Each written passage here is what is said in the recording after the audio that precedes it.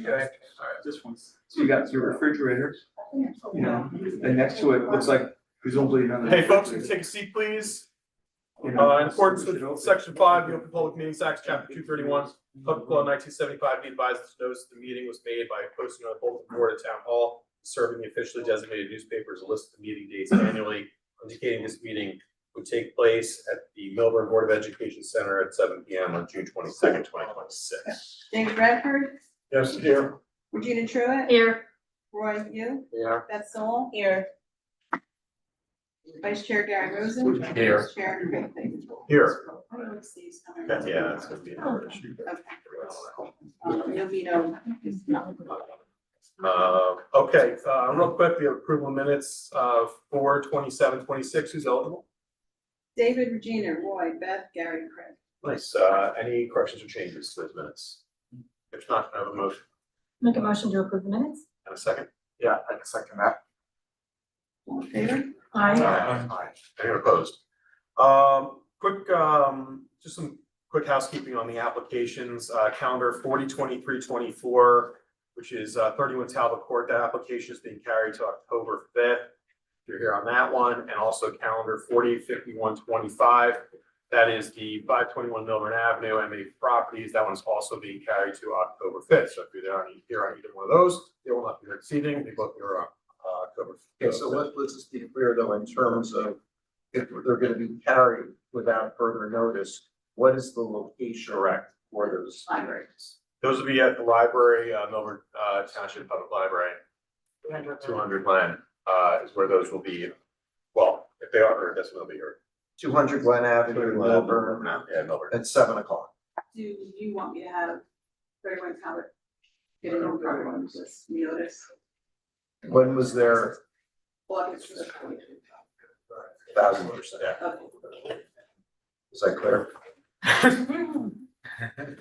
So first up this evening on calendar 40/71/26, this application continued 4/13/26, 32 Twin Oak Road. James, come on down.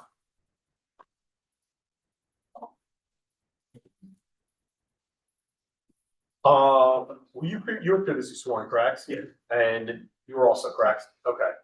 Since we're short Civil engineer, the original civil engineer is away, and so another engineer from his firm is All right, here. you know what we're gonna do? We're gonna have all three of you re-sworn, just, and then we'll qualify you when you come up to talk, okay?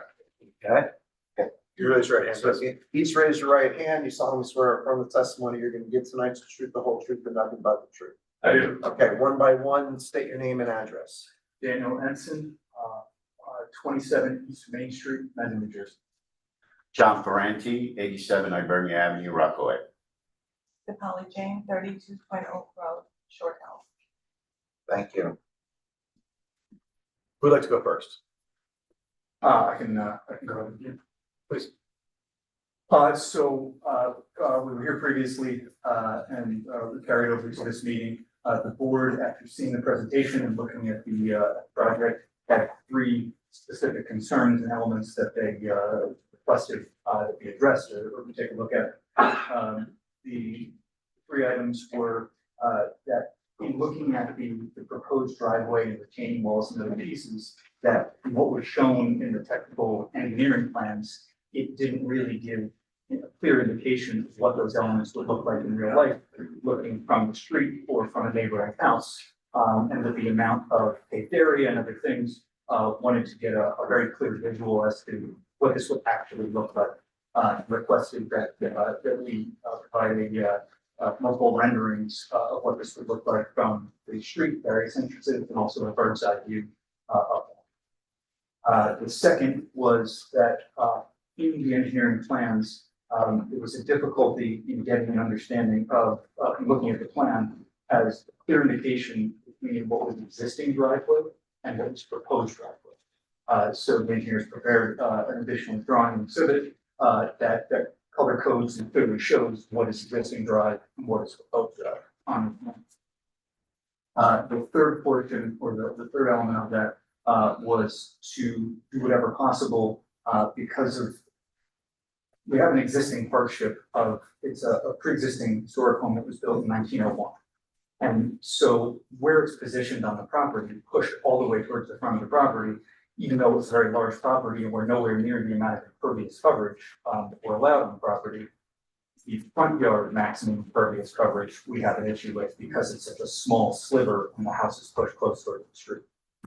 So there was discussion about ways to, and attempting to lessen the amount of requested impervious coverage in the front yard for the variance that we were asking. So I will go ahead and present the renderings that were done to show visually what this looked like from the street and the surrounding areas, and then potentially have the engineer give interpretation in terms of what the new and existing drive are and how they're shown on the civil engineering plan, and then also how that to what extent and how the impervious coverage in the front yard was reduced from the previous specification.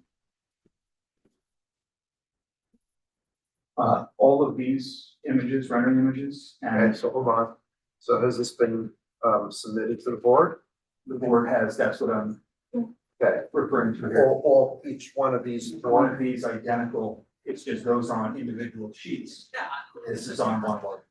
you know, what, why don't we, if you don't mind, let's mark that, just because it's a separate document. What do you want to So mark? let's mark that as A2.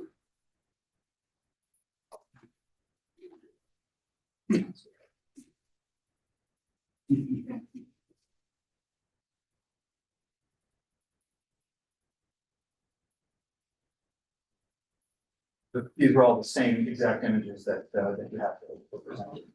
And then, in addition, the photos that I have here, the existing condition are also identical to what we presented. So we have, in these images, which each correspond, each of these three images, correspond to, the original photographs taken at various points along the street of the house. So, we have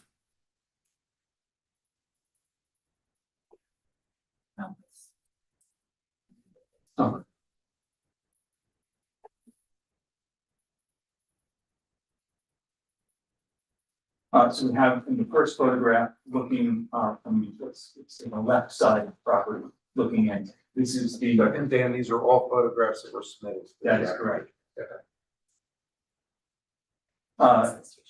This is the existing driveway condition, existing home, coming up that hill into the driveway and the chain wall that's there currently. And then this corresponds to, the rendered image, in here on the bottom left, but what you have in that package, showing that the kind of existing condition, of that drive, and then, proposed added, apron at the bottom, and no change. Sorry, so could you, so we have these, can you know, are they numbered the pages? They're not numbered. Okay. This you have in that packet, this is this is the existing coming from the left side. Thank you. I'm done. That's. And so, this image corresponds to this rendered image, and nothing is being proposed to be changed, with this area or grading or anything else, with the exception of, adding a double block apron to the front of that, building. So this is kind of the pre-existing condition of pre-existing condition of the property. The next image that's in there is the front, looking kind of head on at the property. So not to either side of the driveway, but kind of head on from directly across the street. And that view is top right here. And so with the plantings and other elements and all aspects of the drive and retaining walls, this is the corresponding piece to that looking from the street. Because of the slope and because of the plantings and where that central piece is, the whole central portion of the driveway and the right side portion of the driveway are not visible for that because it's relatively long across the base of.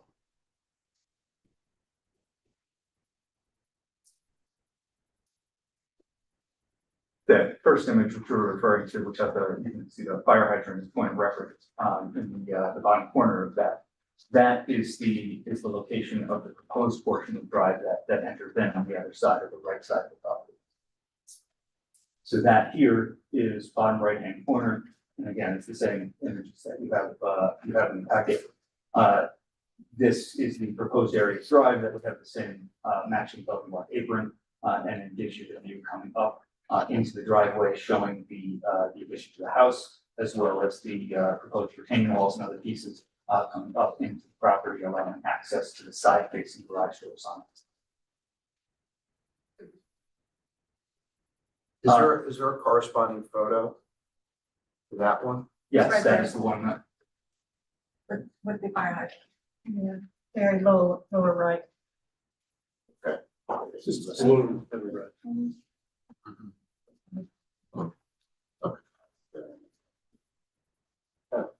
Okay, thanks. and then there's no corresponding image to this, but this is a bird's eye 3D rendering view of coming from kind of the center of the street, coming up at a high elevation, giving a sense of house addition, the existing drive, and then the connected piece of new drive, and then the central area, which currently has a fair amount of trees and plantings and shrubs throughout there, and a landscape wall. And that is being proposed to remain with some additional and different plantings throughout that area. So none of that would be cleared out with the intent of seeing from the street, really nothing kind of beyond this area as it's elevated up behind the space. Kind of, what makes you need a variance for max paved in the front yard? Now, if you didn't have that second driveway, and I'm not saying you should do that, but you didn't have that second driveway, and you just came out of the garage and went out your original drive, would you need that variance?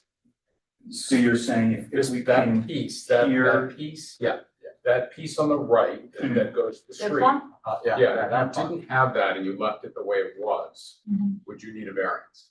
we may need a small variance for impervious in the front yard. I don't have that exact calculation. But it's gotta be better.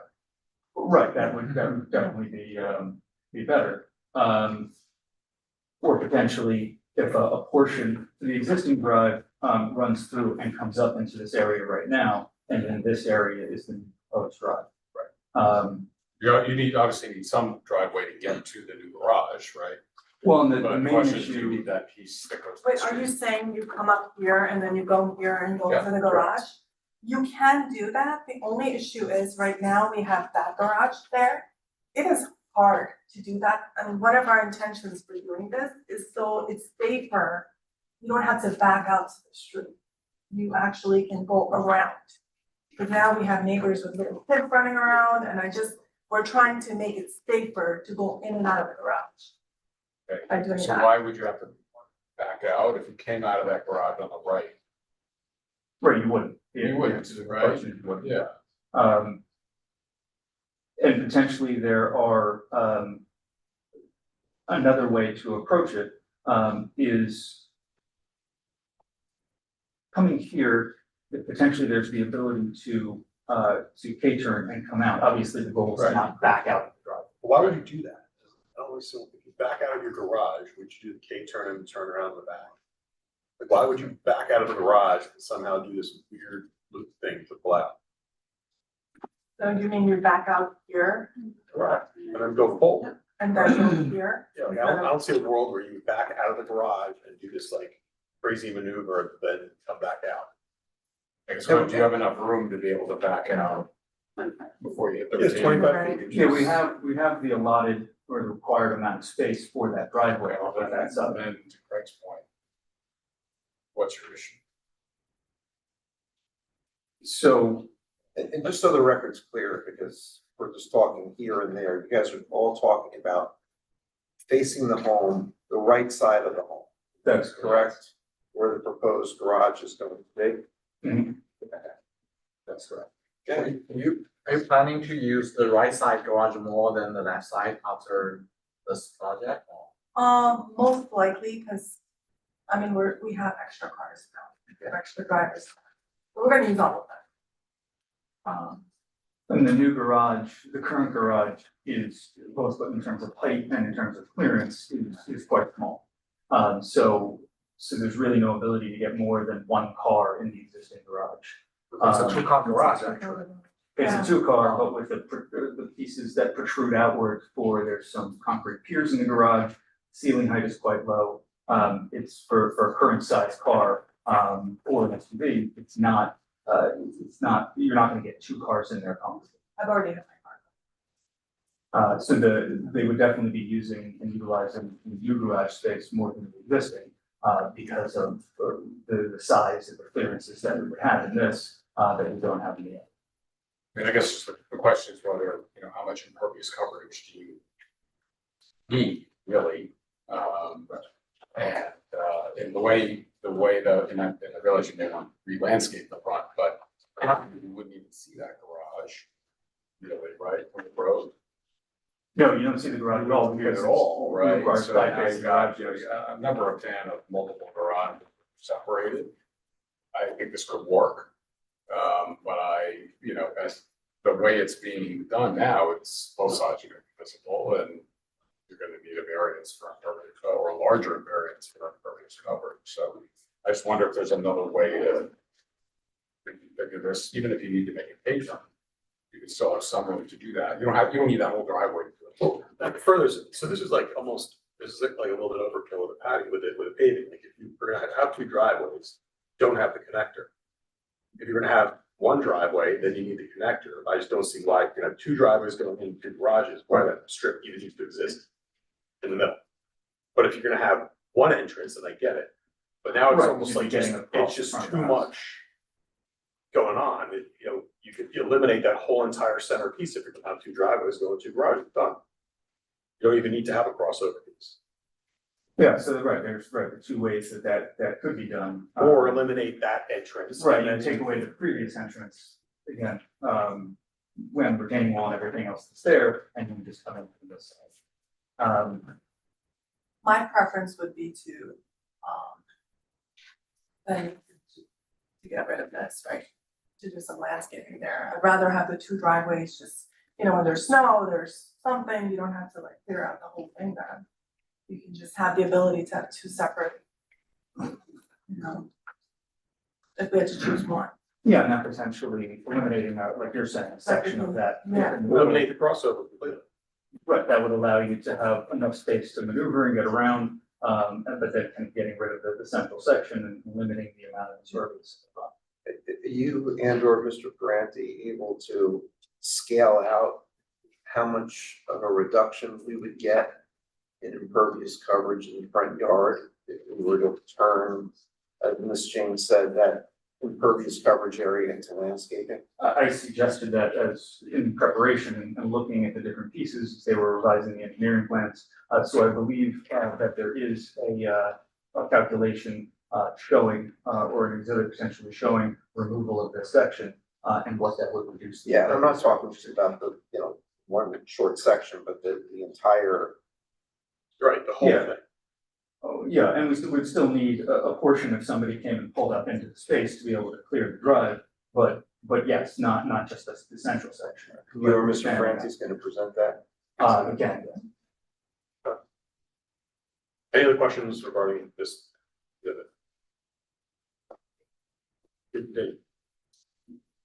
yeah, nothing, in terms of design of the structure and what was proposed, none of that, has been, changed or altered from what was in the original presentation. So at this point, based on these visuals and what we just discussed, I'll have Mr. Frankie come up and go through and present these pieces. That's good.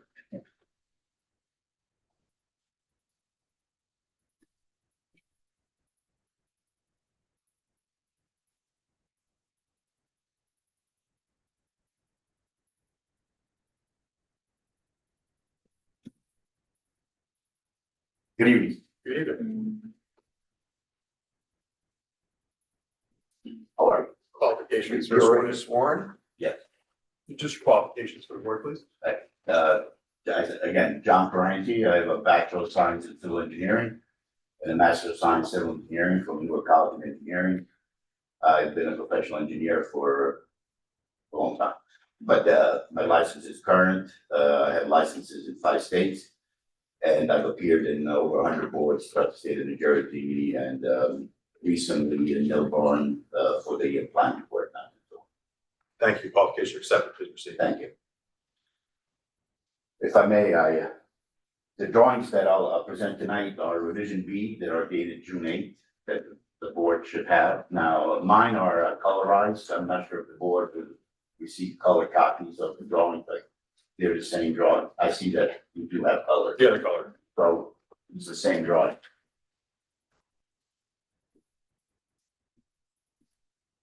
And I'm filling in for Harrison Barony, colleague who's at scheduled vacation. So he asked me to fill in. Figure 1, it shows the existing conditions. Mr. Francie, are you affiliated with E2PM? Yes, I'm a part owner of the company. And Mr. Barony had told me that one of the board was slightly confused because of the way the drawing was presented. So what we did, I'm now turning to figure 2, revision B. You colorize the proposed new pavement in that roof that you see there for the new driveway on the right hand side. The new garage is shown, and then the existing pavement, it's in gray.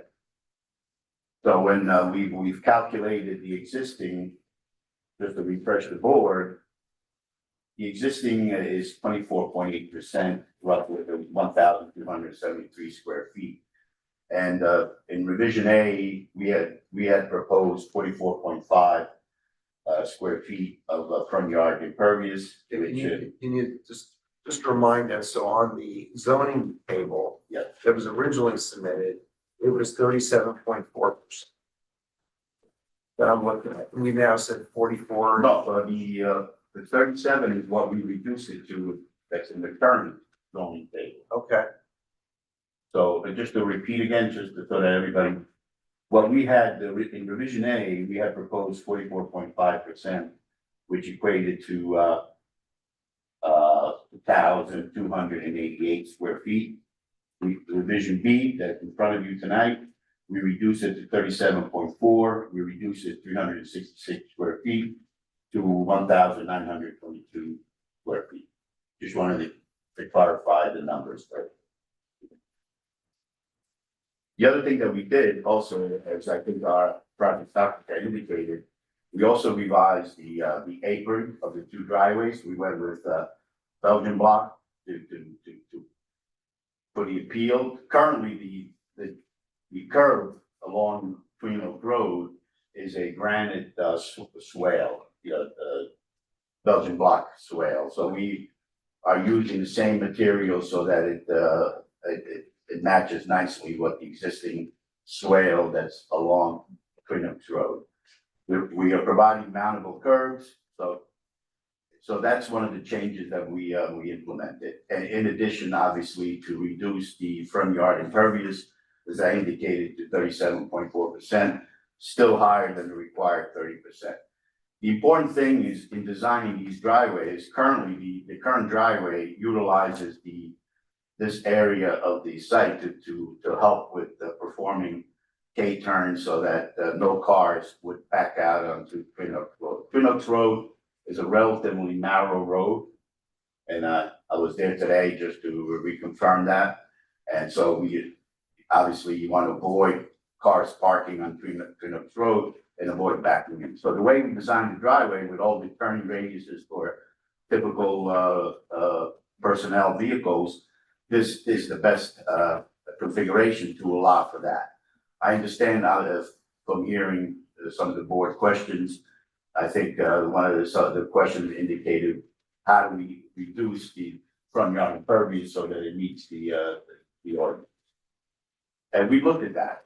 In essence, by providing an ability for a car to come in to this connection, roughly 10 to 15 feet, so that the car can back in on both sides, we can reduce the impervious area down to about 32%, 33%, to get to less than 30%, we would have to remove the entire, access. In fact, I prepared an exhibit for that, if the board wants to see it, we would have to mark it.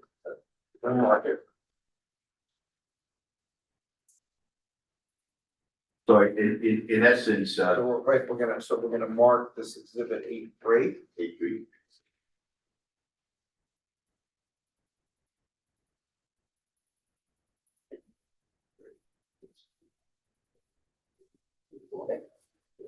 And I have copies if the board is interested and see the exhibit. Yes. Yeah, that'd be good. Yeah, so we're- Those are approach.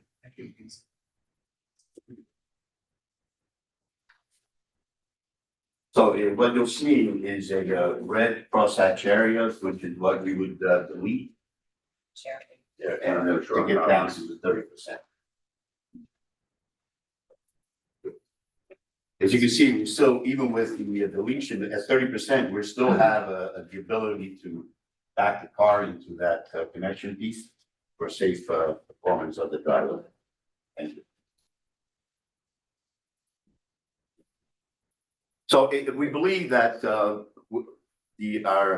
client has expressed an interest to maintain the ability to back the cars so that to facilitate the movement. But if the board so chooses that 30% is the goal, we're able to do that in this fashion.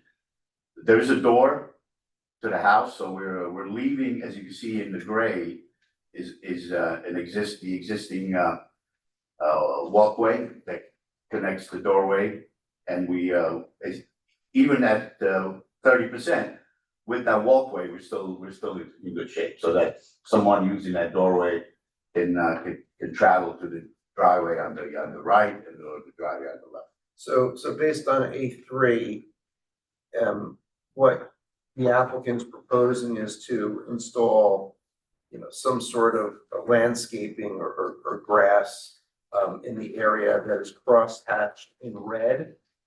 And you're saying that will result in a reduction of impervious coverage of approximately 390 square feet to bring you down to under 1,541 square feet of impervious surface in the front yard?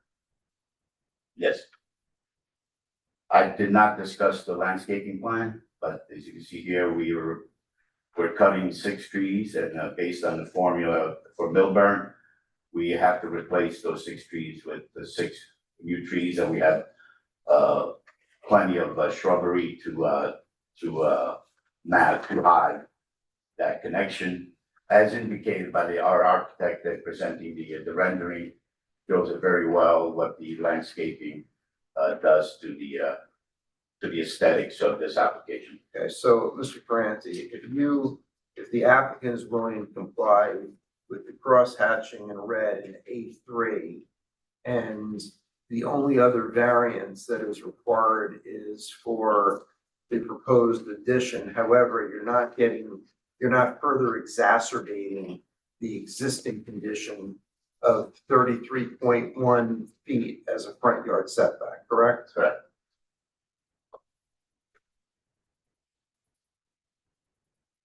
Any further? I think that summarizes what I wanted to present tonight, and Any questions from the board? Now, how wide is the grade? the connection piece that's shown is 10 feet wide. We want to maintain that. No, that's the 10 feet. Yeah, maybe I didn't understand the question. Can you repeat it? Okay, after you do this, cover the right How area. far into the connection piece? Yeah, I've scaled it to about 15 feet on both sides, which allows enough sufficient for the car to make the turn to back into that spaces and proceed driving out of the driveway.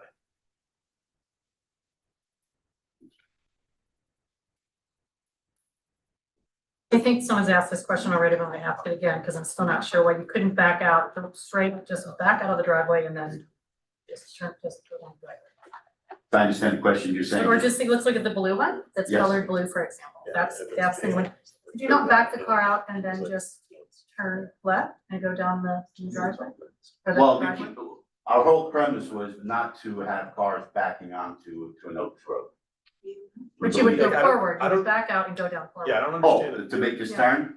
Yes, sir. Yes, So you they, could back out and then turn left, right, crank it left and go down. we checked and it can be done. The only problem was if, there are visitors that are, parked into the driveway, then it becomes difficult without, having this, additional space to turn around. So what we try to do is to give, our client enough, flexibility, so not only for their vehicles, but for your visitors, the visitors will have the ability to, if they park straight ahead, to back and exit on both sides. But it would be possible to back out if there were no visitors, which would Correct. probably be most of the time. Yeah. You could back out, Like turn to the backing out of left your and go, driveway. and then go down front ways into Twin Oak. You wouldn't have to back down. And then on the other side, the same, that's existing, correct? Or not? Correct. So and my other question is, in terms of impervious, is there anything else you can take out that could help your cause a little bit? Well, There's no more thoughts? well, again, what we're proposing, we would meet the front yard impervious area of 30%. To get additional savings, we would have to look to, Well, if you meet it, then you don't. need to. well, exactly, so we wouldn't want to make the driveway more narrow. We didn't have to. I get it. They're eliminating that variance. Yeah, yeah, so then, so you can do more. Thank you. Any questions from the audience?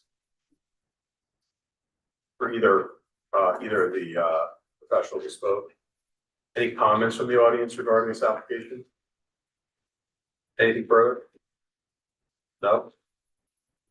I didn't see anybody, okay, then I'll close the public portion. So we're down to one variance, what are your thoughts, board? Zoning variances. Yeah, yeah. You said they're down from one variance? If we approve I know the that is three. Yeah, 230, or 30 to 30.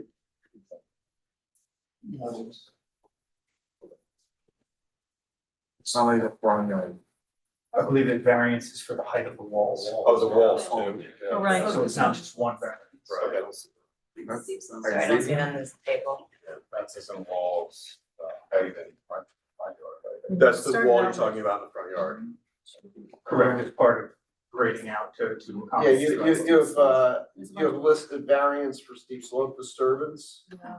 right? Yeah, Exceeds, the fences. maximum is 1,000 square feet, the proposed is 1,380 square feet. With a variance for maximum height of fences and wall where maximum permitted height is 6 feet, and you're proposing 9.6 feet. You have ordinance violation for fences and walls in terms of walls in the front yard, maximum height's 2 feet, proposed height's 3.5 feet.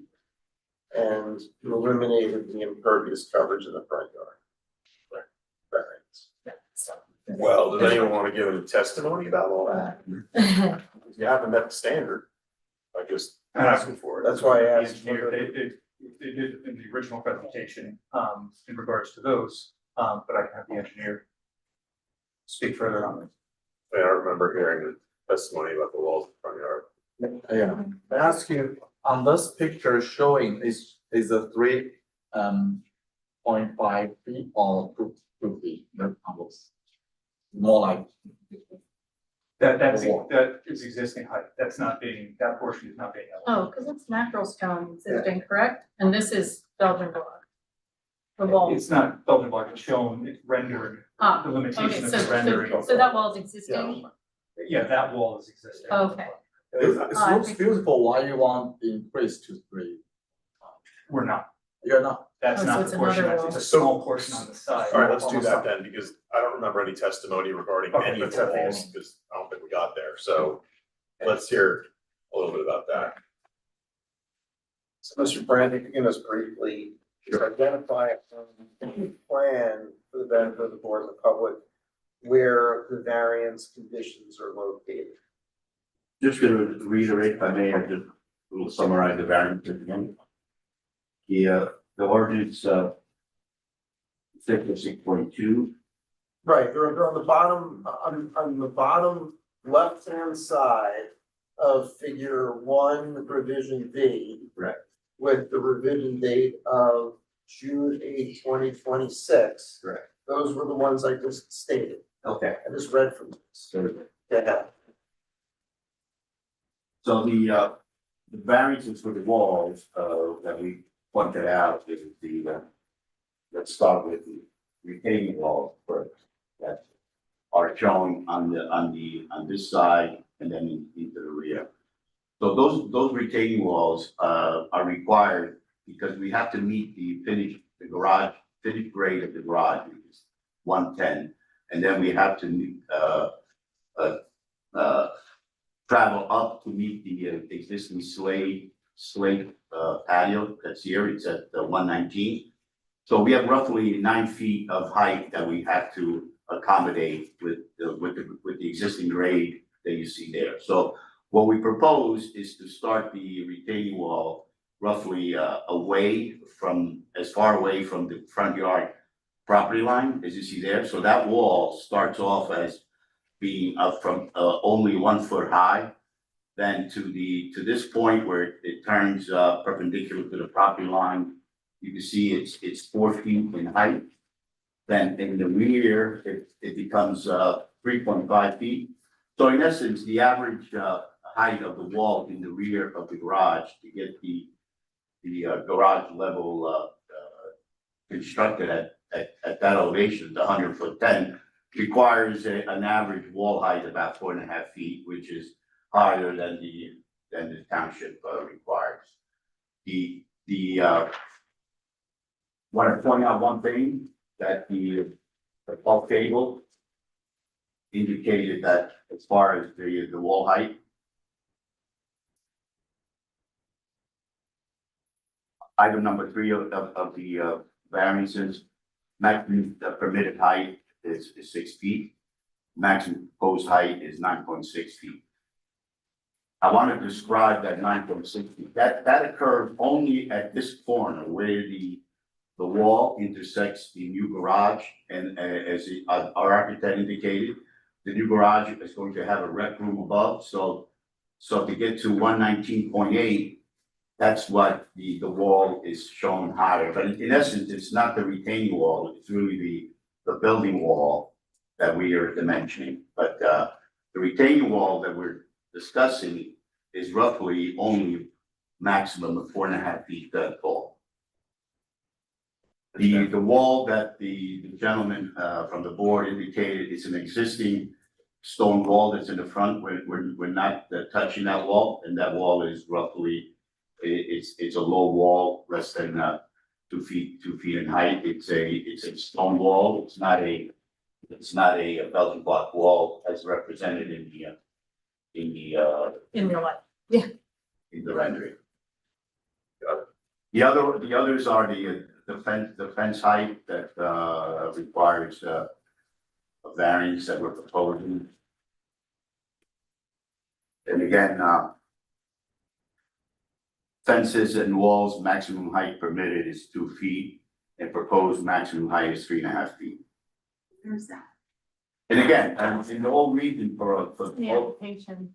Yeah, but where is it on the plan? I don't Yeah, see we it. don't have I don't see a a rendering of 9-foot wall anywhere, no Yeah. indication of it anywhere. Right, so You know? Mr. Franti, where you pointed to where the blue meets the gray in the rear to describe the 9.6 foot wall, right? Right, Eileen, you see that? Sorry. It's literally only at that corner with. So if I look Because at the. because I'm looking at all where you have top of the wall, bottom of the wall, and I don't see anything that.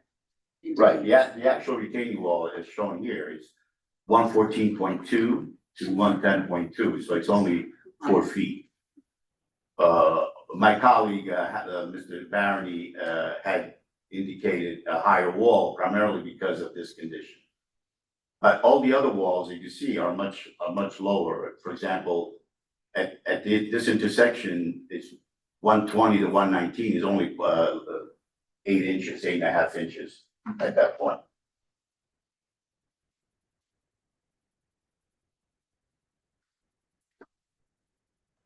Any questions? So it's hard to visualize what this will look like beyond, you've given us a nice rendering here. And what's existing and what's not existing? By looking Well, at this. again, for that rendering, roughly everything beginning with the new, at the edge of the new garage, southwest is existing. And this side, is this also existing? That's all existing, yes. All existing, and this is existing. The only thing that we're proposing is to make both driveways the same at the street side. So all of that from the beginning of the new garage, yes, that's southwest is all existing. And where, and so in the backyard is where you need the variance. All the backyard is really all in the house, you can see the outline of the existing house. Mhm. And primarily the backyard is primarily the stone patio on the east side, on this part of the house, I guess from the drawing, the right side of the drawing. And the main entrance for the house is located on the west side. Is really the entrance is located in this location, which I think is Can you shown. point in on the there rendering. where you'll need the variance for these Mhm. walls? Can you point on that, where the variances that you're gonna need? Well, the variances are for the walls. So on the right and side, all primarily on the right side. yes. okay, and they don't exist. That doesn't exist, no. Okay, thank you. That's all new construction. You can see that the red on the drawing figure 1 shows what's being demolished on the right side of the.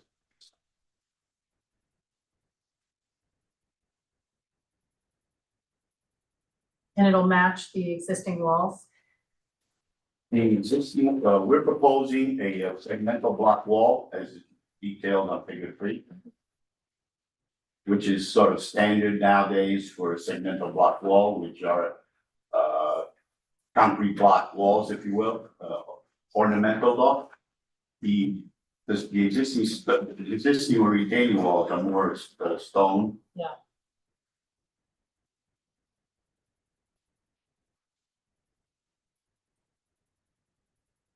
And where would the fence go? Is there a fence you said as well? Yeah, we listed the fence, but in looking at our drawing, I don't see a fence, so I'm to be honest, I'm not sure why he noted the fence, because the wall, we don't show it, a fence detail in our detail sheet. So we can clean that up for the next middle.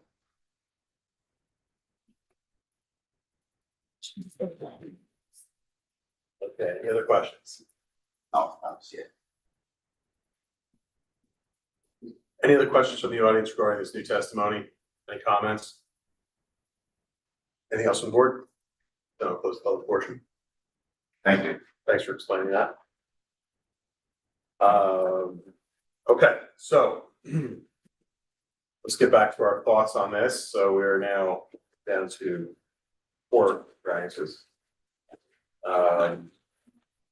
One being an existing non-conformity that's not being exacerbated. So is everyone's thought? I'll go first. It's a complicated application. It's an older house, beautiful, by the way. And got a lot of little things that you want to do to make it more livable. And in terms of being livable, I could live with if you eliminate the connector piece between the 2 driveways. That eliminates your most egregious variance, in my opinion. So, and I could live with the walls. I can understand the practicality that you expressed, so I would be okay with it. Thank you. Yeah, I'll be okay with the variance of the wall. It's not that visible from the front. It's more on the back on the side. Thank you, Ryan. Yeah, I think we're living in times when we need to be aware of the steep slopes. I think, the steep slope disturbance variance gives me some pause, but I think paring down of the application to kind of meet our comments and questions and concerns. I appreciate it. I think it will make the house much more usable for the tenants. And I think it's it is certainly a variance, the 380 feet beyond allowable disturbance, but I think I can live with it. Can I ask a question on that and start to talk again, just one more question. Will engineering take a look at this to make sure that drainage and? Of course they have. Well, they have to, so just for the record, they have to. Yeah. To your point, it's a mass, not in consequence. So we have an R3 lot, 53,000 square feet, well over the size that's proposed. So in regards to steep slope disturbance, one of the things I've been trying to get the town to do now for only about 10 years is adjust our steep slope disturbance based on its lot size, which they don't do. So when we have 53,000 square feet, a 1,300 or 300 foot deviation is, I think I could live with it, because the fact the lot is so large. Otherwise, I would support the application with the elimination of that crossover.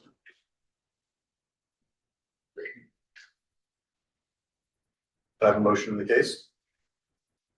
I'd move to approve it, if we're looking at the updated revision presented tonight. With the connected piece. Eliminated. Yes. Right. Is there a second? Second. Regina Truitt, Yes, Roy Yu, Yes. Beth Zoll, Yes. Gary Rosen, Yes. Rick Biker. Yes. Good luck with the project. Thank you. Next up, we have calendar 407726, 10 Farmstead Road. Daniel.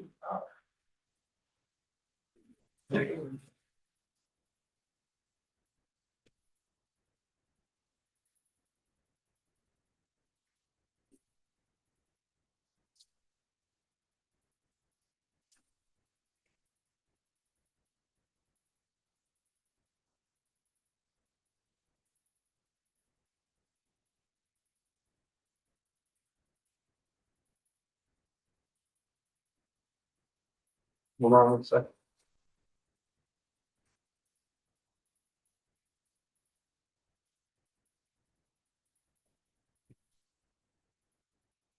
Raise your right hand. Solemnly swear affirm the testimony you give tonight, truth, the whole truth, and nothing but the truth. I did. Yeah, I did. Okay, one by one, state your name and address, please. Sam Powell, 10 Farmstead Road, Short Hills, New Jersey. Thomas Bayo, architect of the applicant, 343 Milburn Avenue, Milburn. We both be speaking this evening? Great, so who'd like to start? I'm happy to start. Good. So, like I said, I'm Sam. We have a pool in my backyard and I want to build a roof structure for some shade. And I need variance, so Mr. Bayo will explain further. Great, qualifications real quick. 1987 graduate of Bachelor of Architecture from NYIT, continuing certificates in architecture from Harvard Graduate School of Design, University of Venice. Been in town 35 years, testified before your board in excess of 100 times. And I remain in good standing with the New Jersey Board of Architects. Thank you. Qualifications are accepted. Please proceed. All right, thank you. This is a very easy one.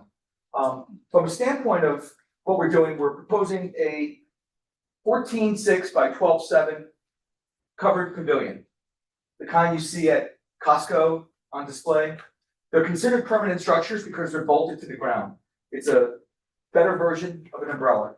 You see these large umbrellas, they go in the backyard. We could probably get one that big on a stand, no variance. We wouldn't be here.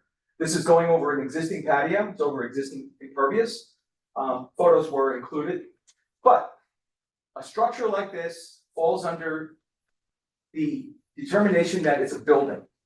Despite not having walls, never to have walls, considered a building because it's columned and it's roofed. It has very little public detriment. It's certainly better than umbrellas. The addition of this covered pavilion would greatly benefit the rear yard uses. The enjoyment for him and his family is the fact that they can go out there and have some shaded area. It's open air on all sides and it is bolted to the ground. So it really improves upon an umbrella, which wouldn't be a variance. So we felt it was worth coming before the board for a very small amount. So for the record, and the proofs, we are asking for a variance of 212 square feet. The permissible building coverage at 15%, 14% is 2891. We're proposing 15.03% at 3104. So it is 212 square feet over what's allowed in the building coverage numbers. The lot coverage is not further because it's over an existing patio. And he had the smarts to put the footings in last year when he got the patio approved and found that this needed a variance. So we're here, and thank you for getting us in before the summer. He might get use out of this structure. That's really my testimony. Visible from the street? Probably not. If you see my photos, the yard is extremely well landscaped. It's not even visible from the neighbor's house. Any other questions from the board? Do you have any plans to like enclose it in ever, or will it always in forever? No, we're gonna put some couches underneath it, so walls would have any of our. So there's no plan to ever Yeah, there's no enclose plan it? to enclose it, no. So these are designed so that they, if there's a serious storm, it's gonna withstand it. This will survive 110 mile an hour upwind, yeah. The bolting of it's a better version of backyard umbrellas. I know that I'm not gonna speak to the ordinances, this is how they calculate it, but it's a building, so it's a building without walls, and it will not have walls. This is a rendering, not a picture. Okay. That's a picture I took from the manufacturer's website, even though it looks It's like not there today. it's not there today. Pretty cool, right? It looks like it's in their yard, but no, just purely sample. And then just to reiterate, it's already paved underneath. Yes. Yeah, this is entirely the patio there. And I think you said that. And there's no impervious coverage. The property conforms. It's closer to your next door neighborhood than the. Yes. Yeah. Just to speak to that point, I highlighted it on mine, so I'm not looking to enter an exhibit here, but it's on your plan. It's right here along the right side property line in compliant, because it's more than 12 feet in, so it actually doesn't have a variance for side yard setback. It's not visible by that neighbor on the. No, there are trees there. No, if you look at the plans, there's a lot of trees. I have another picture. I hate to enter another exhibit, but must I? Well, we haven't entered an exhibit. Okay, I'm not entering it, but we have photographs that depict some very good growth of trees. If you happen to have one. I don't have, I didn't think you had one. okay, so That's too bad. What's the height at the highest point of the structure? at the highest point, it's 11 feet 8 inches, whereas a detached accessory use structure can be, well, 15. Accessory structure height? Yeah, 18. So we're well under the maximum allowed of 18. It's 11 feet 8 inches. All right, any other A questions? quick question, the fence that is shown, is that the neighbor's fence or your fence? I have to check the survey on that side, I believe the fence is behind the trees. No, So there's a your fence there's a and fence here. trees, I think the that fence- fence is on their side. And do you know how tall it is? It's compliant with the pool, I know that, Oh, so it's probably 6. Yeah, Ms. Truitt, I'll direct you to the survey on my Yep, cover that's what sheet I'm looking C1. at, It shows that a preponderance of that fence is on the neighbor's property. Okay. And a small amount as it crosses in front of the pavilion is on our property. It's probably the neighbor's fence. And you've got a nice line of trees there that are mature evergreen plantings, Yes, and and you'll keep them forever. you're not gonna cut these down, right? No, we will not. Okay, thoughts? Sorry, any questions from the public regarding the testimony you've heard? Any comments? I'll close the public portion. Or what's your thoughts on this? Consent. I'm fine with it. Yeah, It's a de minimis amount of coverage. Doesn't have walls, it can't see. Do I have a motion? Make a motion to approve. Yeah. Second? I'll second. David Bradford? Yes. Regina Truitt? Yes. Earl you? Yes. Stephen Paul? Yes. Gary Rosen? Yes. Craig Planer? Yes, good project. Thank you, board. And sorry we didn't get you in the other time when you were here. No worries. It's okay out. I understand. Yeah, thank you guys. Well, enjoy. Under 10 minutes. Like, How long do you need to set that up? How long? How much time Tomorrow. you need to set that up? One day job?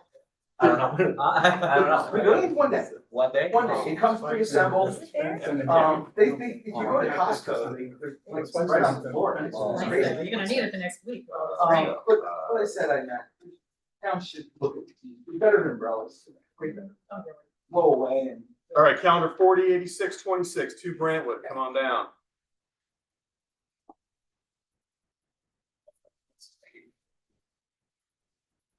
Give the evening, 2 seconds.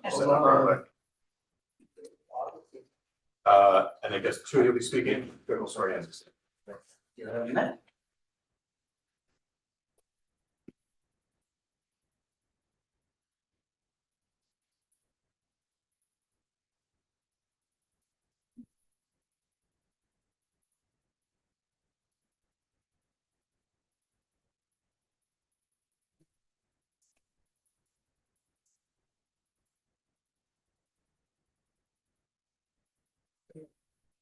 Okay, good. Okay, both of you raise your right hand, just let me swear from testimony you give tonight, truth, the whole truth, and nothing but the truth. Yes, I do. Okay, one by one, name and address, please. I'm Karan Sadler, the homeowner of the 2 Brantwood Terrace products. Catherine Muller of Muller Engineering in Warren Township. Great, who would like to start? Sure. Good evening, members of the esteemed zoning board of adjustment. I'm Karan Sadler, the homeowner of the 2 Brantwood Terrace. I'm here to seek variance, 3 variances actually. One for steep slope disturbance of around 2,000 square feet in excess of the threshold requirement of around 30 square feet. Second, for the height of the maximum height of the retaining wall of around 4 feet in excess of the requirement for 3 feet. And third, a technical variance for resolving the technicality from a prior construction. I would like to start off with sharing some background. Some of you may be aware or may recollect that I was here a couple of years ago in July of 2023, seeking variance, multiple variance approvals for the construction of my dwelling at 2 Brantwood Terrace. As a consequence, fortunately, the variance was approved, and I'm pleased to report the adjustment committee that we have since constructed our dwelling in compliance with our commitments as well as the code requirements of the Millburn Township. You may recollect that at the time of submission of drawings during the variance meeting, we had proposed a retaining wall as part of our original plans. However, due to an oversight, we had failed to seek the variance for the steep slope disturbance at that point of time. So as a consequence of that oversight, when we had approached the engineering department for grading permit, the steep slope disturbance was due to the steep slope disturbance being exceeded, the grading permit was applied. So to resolve that issue, we had removed the retaining walls from as part of our plan and managed to make sure that the steep slope disturbance was in compliance with the code requirements per se. Fast forward to 2025, July of 2025, after the construction of our house and after we moved in, you may recollect that there was a storm, once in a generation storm, which triggered a mini mudslide at our home. And as a consequence, the topsoil that was laid in the front yard was pretty much wiped away. So to resolve that condition, we are here planning a set of retaining walls which can be walked through. And I would like to just request the committee to take this into account. Thank you. Thank you. Kathy, your qualifications, good. Sure, the Bachelor's of Science in Civil and Environmental Engineering from Clarkson University. I'm a professional licensed engineer in the state of New Jersey. My license is in Bandon. I've had my license since 2003. I'm the sole owner and president of Muller Engineering, Thank you so much. Please continue. and I've been here. Okay. So before I give you a nice overview, I'll go through my plans quickly, not to take up too much of your time. As you've heard, it's a corner lot. with the driveway off of Brentwood Terrace, hence to Brentwood Terrace, and a long frontage along Oak Ridge Road. The property is in the R3 zone. It's surrounded by R3. Catty corner is R5. That's the existing conditions. As you heard, it's a recently constructed home.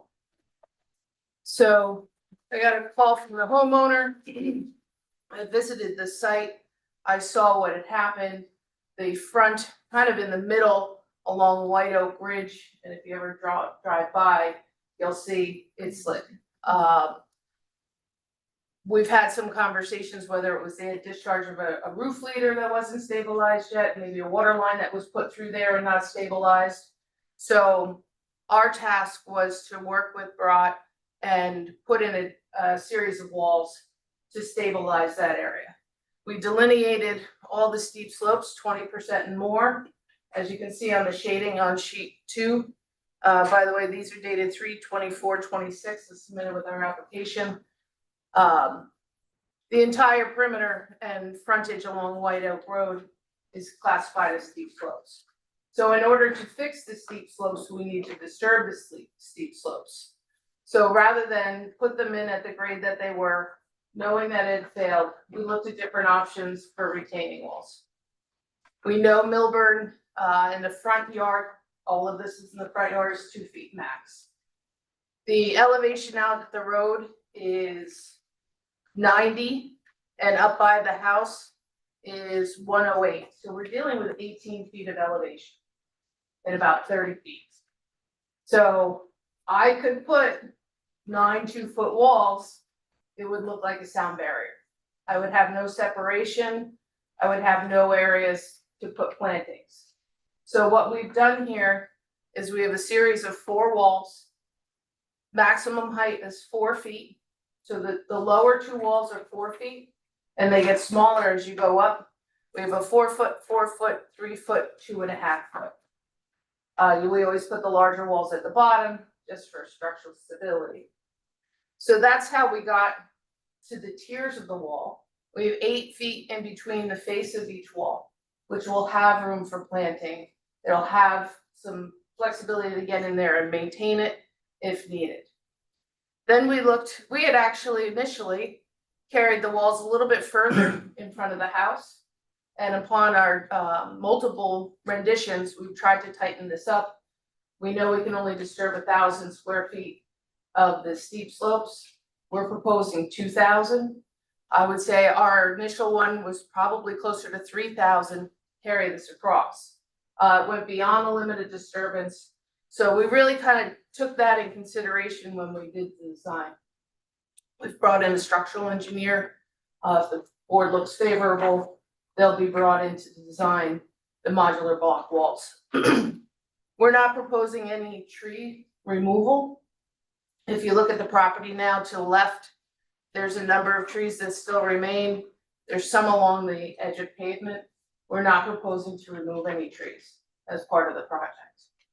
So 2 of the variances that you've heard today are that we're requesting 2,000 square feet for disturbance of the steep slopes and retaining walls in the front yard in excess of 2 feet. The third is to clean up an existing condition. When we came onto the project, there was another engineer, there was an architect. We kind of came in the as-built situation, and we identified that the foundation location has a front yard setback relative to White Oak of 41.1, where the variance granted of the prior resolution was 41.3. That's awfully kind of you to bring that up. Well, moving forward, if it's ever an issue, at least now we have it.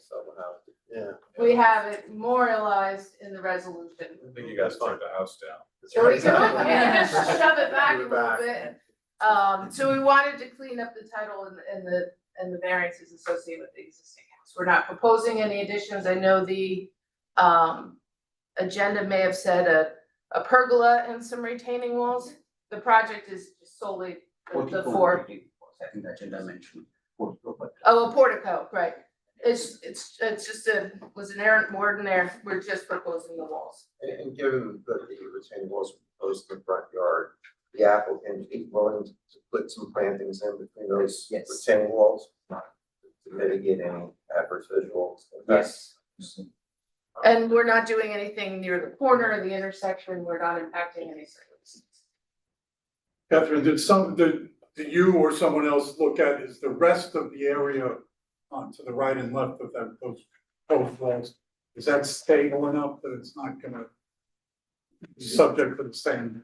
Yes, yes, it was all undisturbed, it's wooded.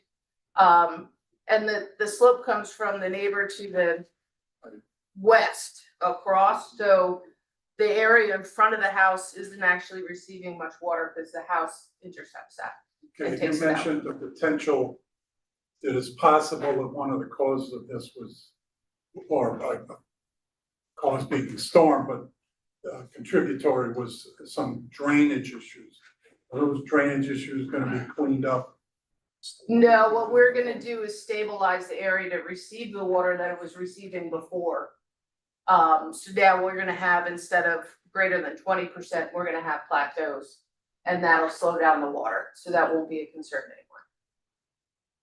Do you have a room to plant trees in front of the first wall?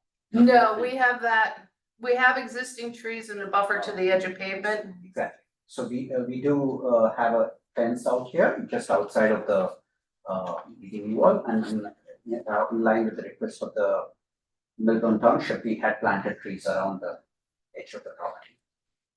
So that's my Evergreen question, so the trees. fence is compliant that's down there, although it's broken now, right? Correct. Portion of the fence, The fence is compliant, so you'll be replacing that fence? yes, And the trees, they're little now, but they'll grow up their arborvitae. that's right. I drive by there all the time, so I'm actually very familiar with what happened. So my question is, this slope is not new, that's been there, I guess, for hundreds of years maybe.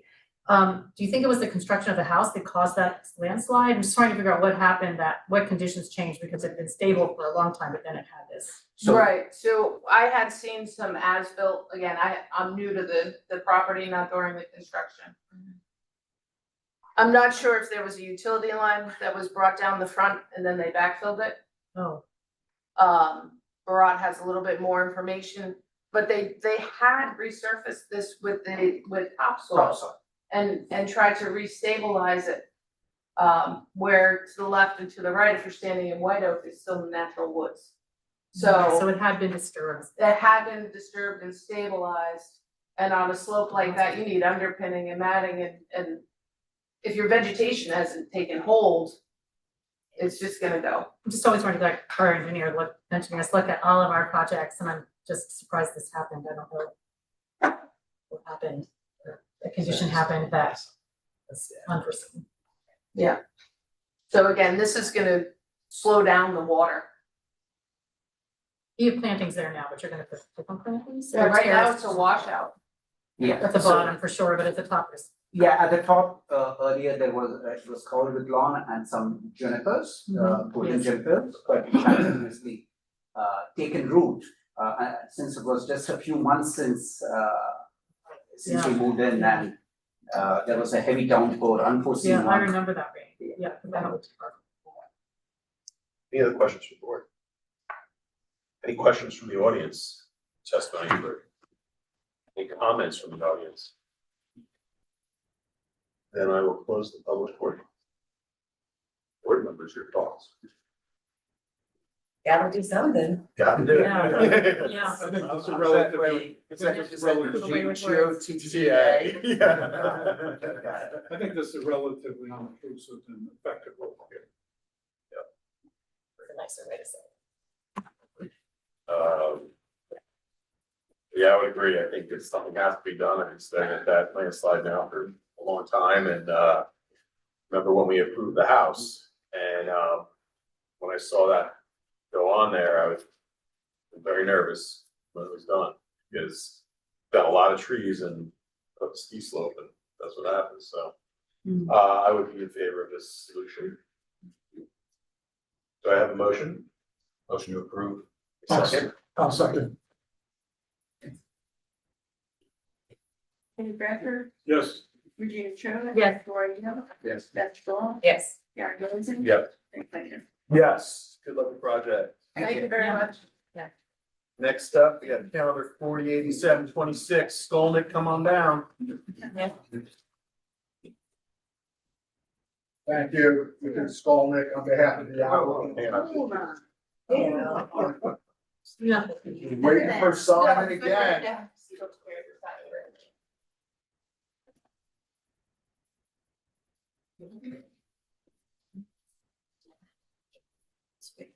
Probably one we passed around that is.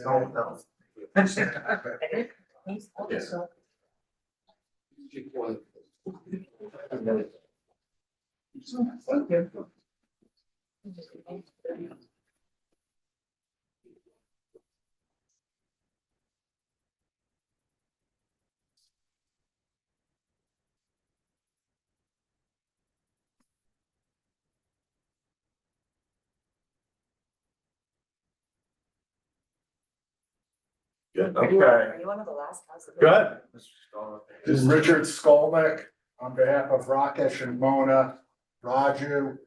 Single family home, 51 Sagamore.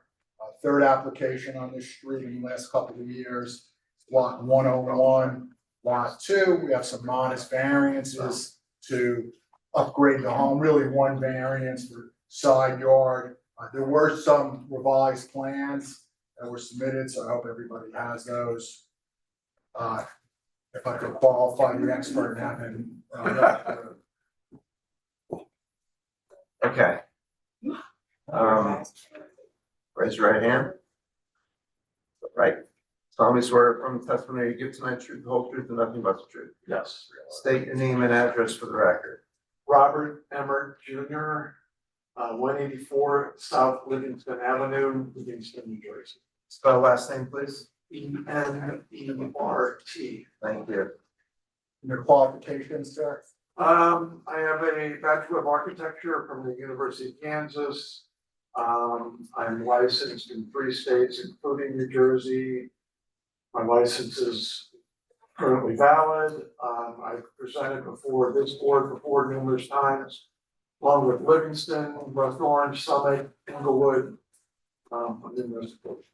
You've been recognized by those boards, the expert in architecture. Yes. Chairman, I'll submit him as a. Qualifications are accepted by the board, please continue.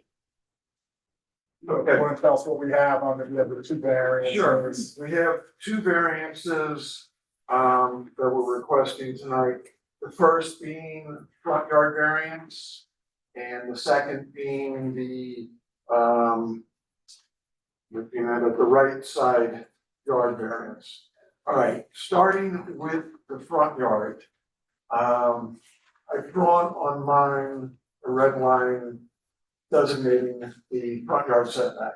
In this area, the front yard setback is established by taking the surrounding areas, and the surveyor has got that on the first page. He's got the setback. It is he's calculated it as 62.1 feet. And what we are doing is, as part of the work, is taking down a small entry porch. It has a roof over it, has columns, but it is open. It's only about 4 feet deep.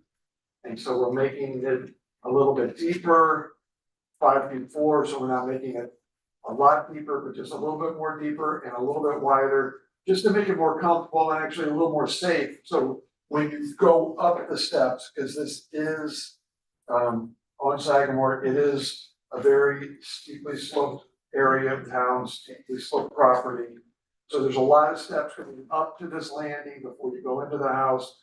So so we were making the front porch a little bit larger, and I don't know if you can see from here, but it's this red line going through, there's the setback, and it's just this small corner of the porch that actually protrudes beyond the setback line. It's that area right, just a very small corner. So it's 1.35 feet on the Right. right. And then it's a small triangular porch. So Robert, does the board have that exact version of the plans, or that's? They do, except for the red line that I drew. Okay, so let's mark this as A1, just so I have a record of it.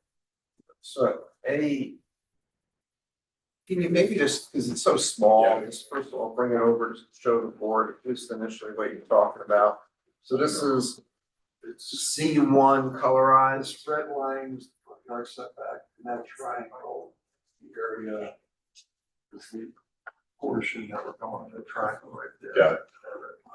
There, whoops, Thank you.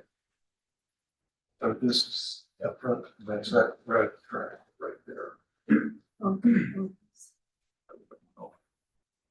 The rest of the green is compliance.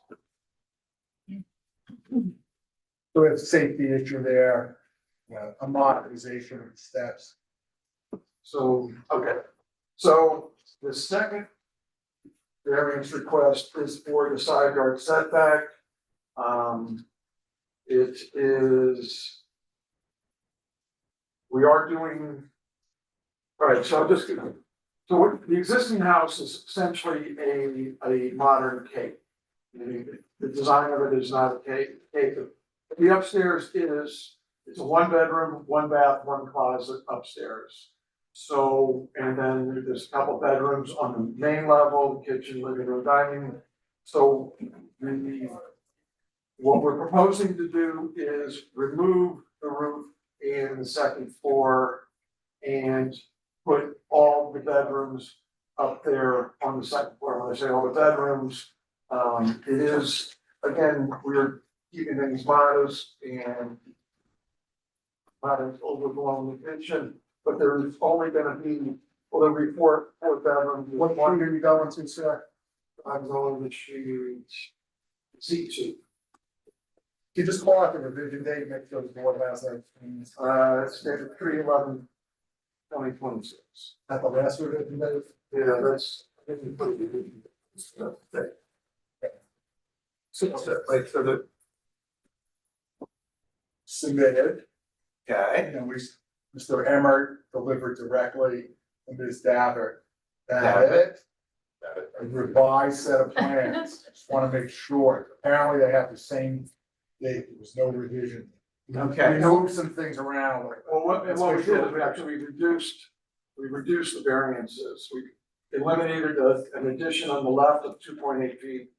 And we eliminated the chimney on the right, which was a 2-foot variance. So the variances we're requesting and that are up to date on the front of your sheet are reduced from what was originally intended. So So is the 7.75 side yard proposed? Is that depicted on the first sheet, C1? No longer.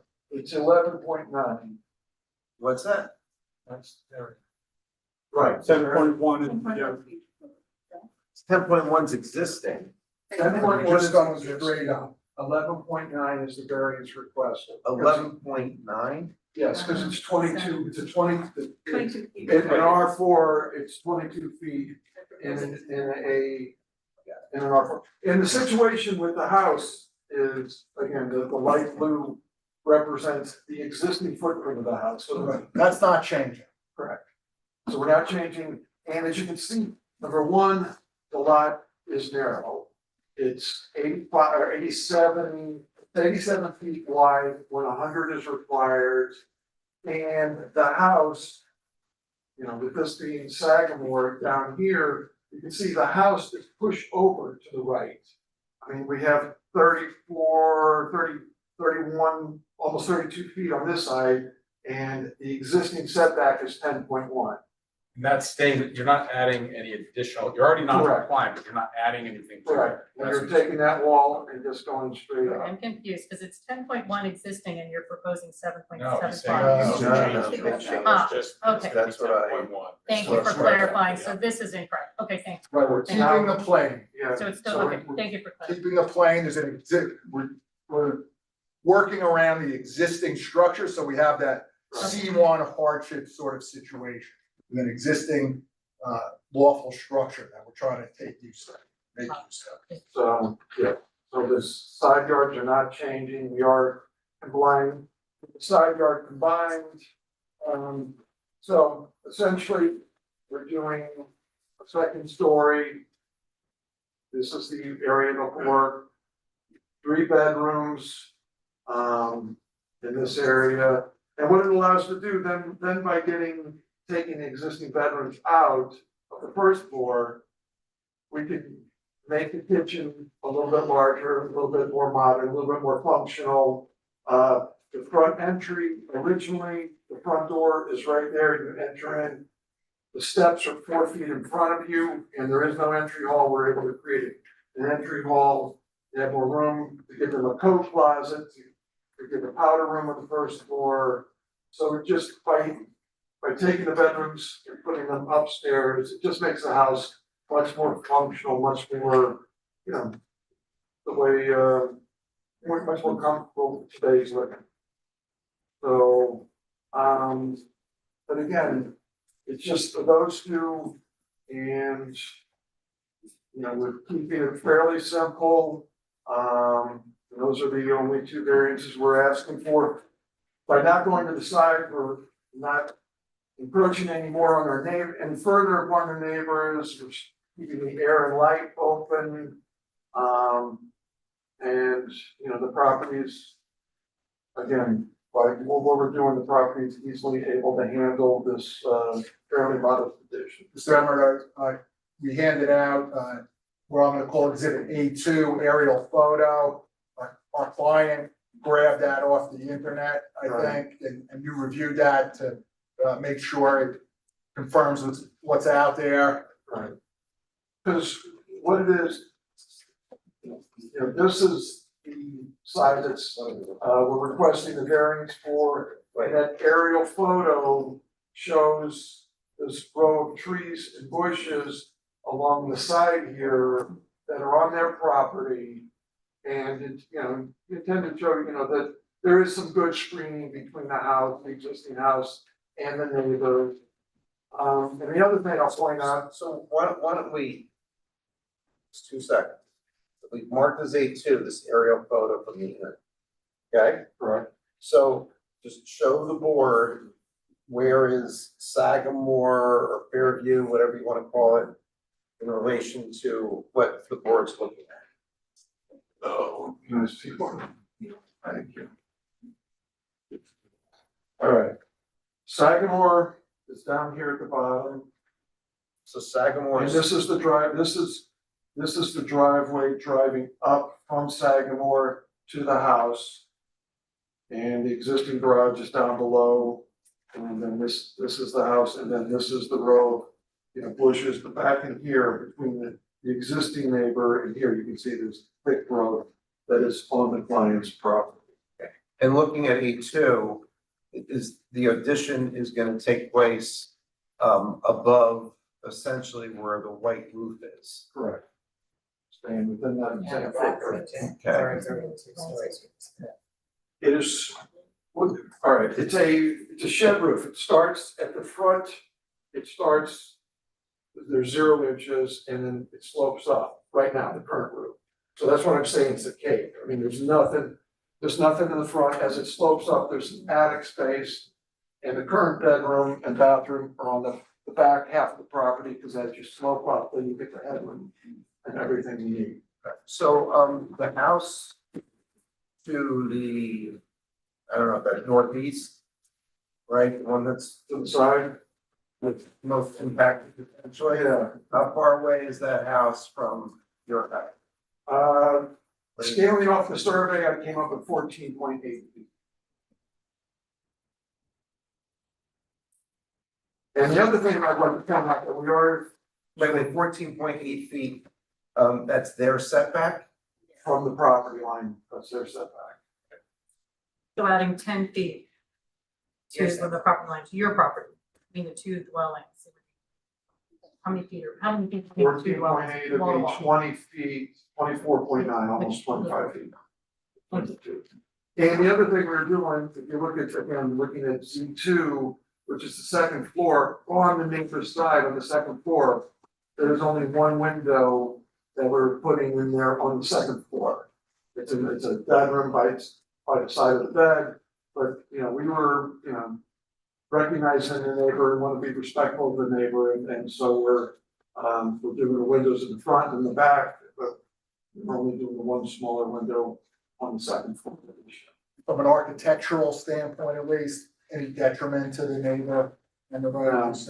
No, it's just, now, because the house, we're keeping with the existing character of the house.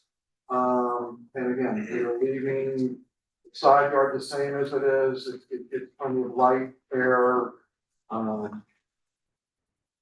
we have elements of what we talked about, the C1 criteria, where you're using the existing lawful structure, and you gotta put the addition around where the right, foundation and the first Right. floor currently is. right. Then in terms of the C2, where there could be a benefit to the community, you're creating a more appropriate structure for today's modern Safer- living. Safer financially, it's more, just a little larger, a little more comfortable. But again, it's just very detrimental to the neighbors, it stays away this way it is now. You have a glass house behind your, It's an addition, it's part of the house, right? it's part of the house. It's part of the house, You're not touching that part. not touching that part.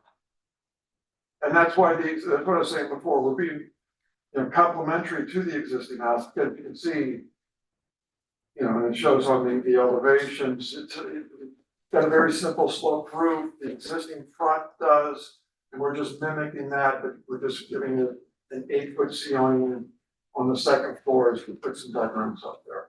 And no other variances in terms of lot coverage, FAR, height. All the other bulk requirements are complied with. So it's just the corner of the entry porch at the front and just basically the existing side yard setback. And that's a pool in the neighbor's yard, it looks like in their backyard, that's a pool. Yes, and you don't know what. Yeah, it looks I like it. don't. Oh, sorry. I think behind it there. Yeah. They have pool. This gentleman there, he has a pool. Okay. Ah, okay. I was gonna ask if you talked to them, sorry. No. They, I think they did have a conversation, you guys have had a conversation. That's hearsay. Okay, That's okay. hearsay. All right, Okay, I just wanted to, okay, then if the applicant had spoken to them, it sounds like the answers. Okay. Anything else, Mr. Stallman? Nope. No plan tonight, okay. If you wanna- Any questions, from the board, any other questions from the board? Any questions from the audience? Or comments from the audience? Want to clarify on the. Come on up. Wait, are you coming up for a question or for a comment? Question.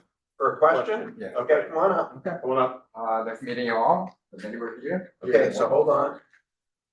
What is your name? My name is Shi Wei. XIWEI,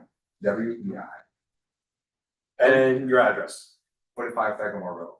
and where your relation to the property in question?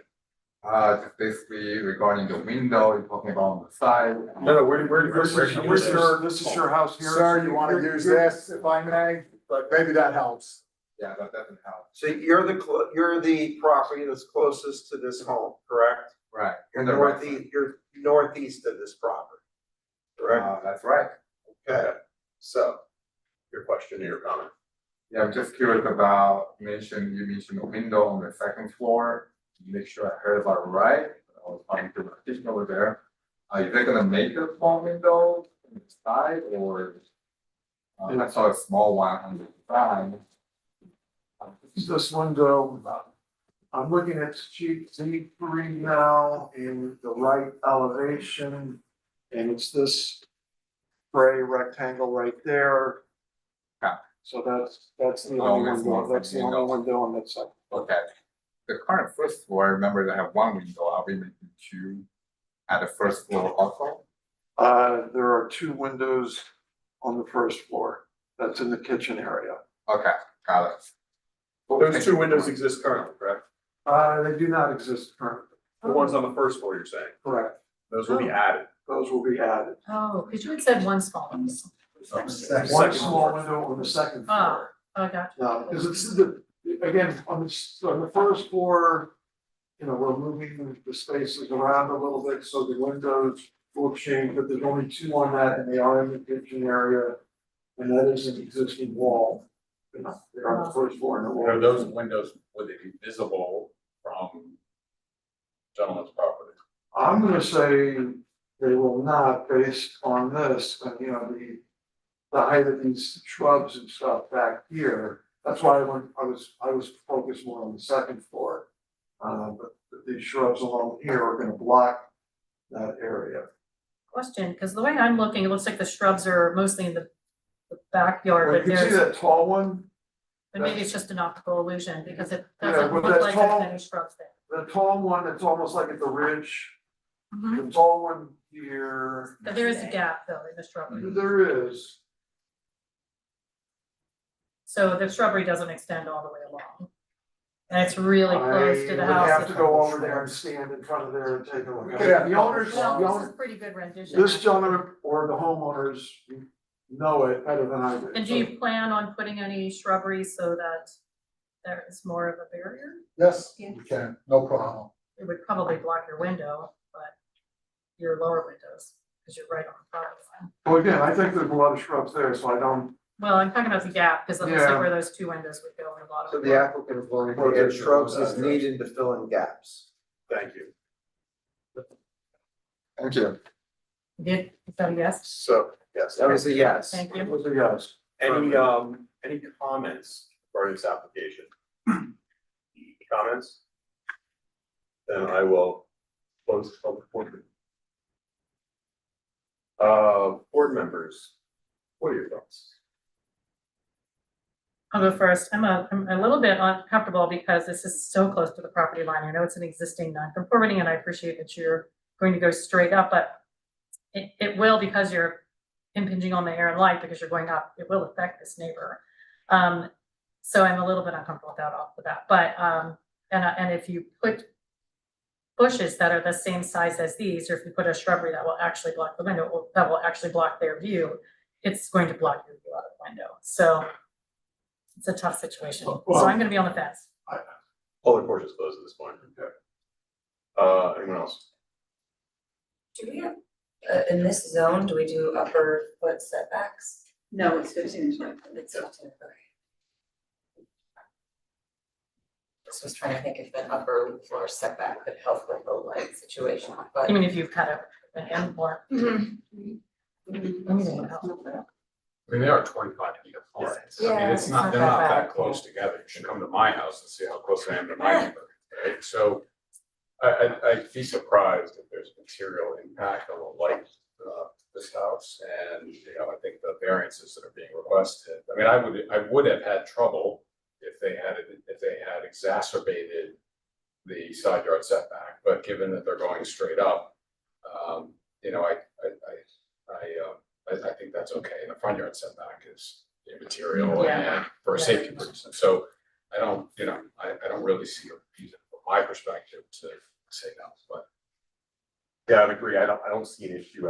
You know, the windows don't bother me either. Houses have windows, you know, it's how it is. I don't think they're gonna be intrusive or invading the privacy of the neighbors.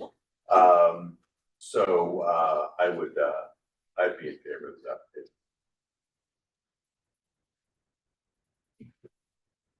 Do you have a motion? I make a motion that we approve the applications. Thank you. A second? I second that. Thank you, Roy. David Bradford, Yes. Regina Truitt, No, Roy Yu, Yes. Beth Zoll, Yes. Gary Rosen. Yeah. Craig Clay. Yes. Good luck with Friday. Thank you Thank you very very much. much. Appreciate your time.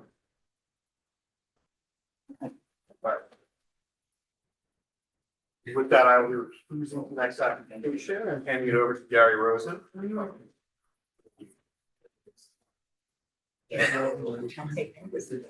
You cannot say the only one. But I do need the gavel. Gary. Exactly. No, that was part of our. Yeah. yeah. Part of Okay. Okay.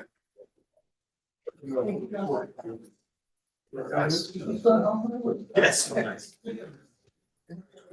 You're actually leaving? Oh. He's recused. Oh. Gary can also say. Motion for What adjournment. do you think about this? Oh, my God. Why is he actually leaving? Take a 2-minute break. I'm actually really quick on my too, but they can watch the lessons, so.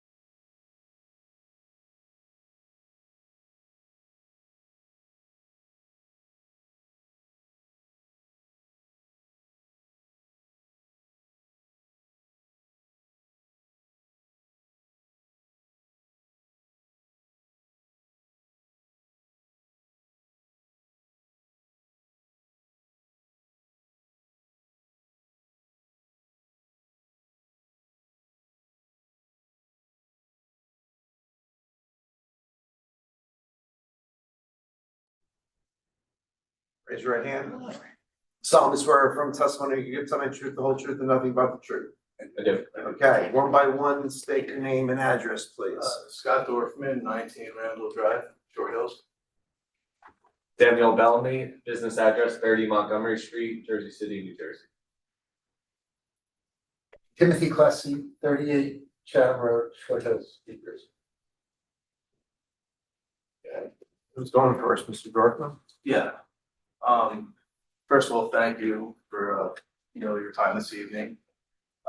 We've been, in the house for about 5 years now and, enjoy the community, the street, everything's really nice.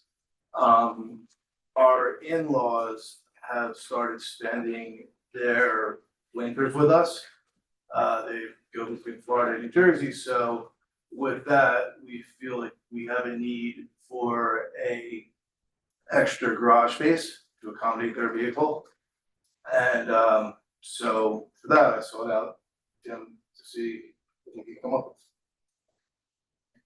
with. And Yes. And Tim or Sam, you've explained to Mr. Dorfman that this is an FAR variance that requires 5 affirmative votes for an approval.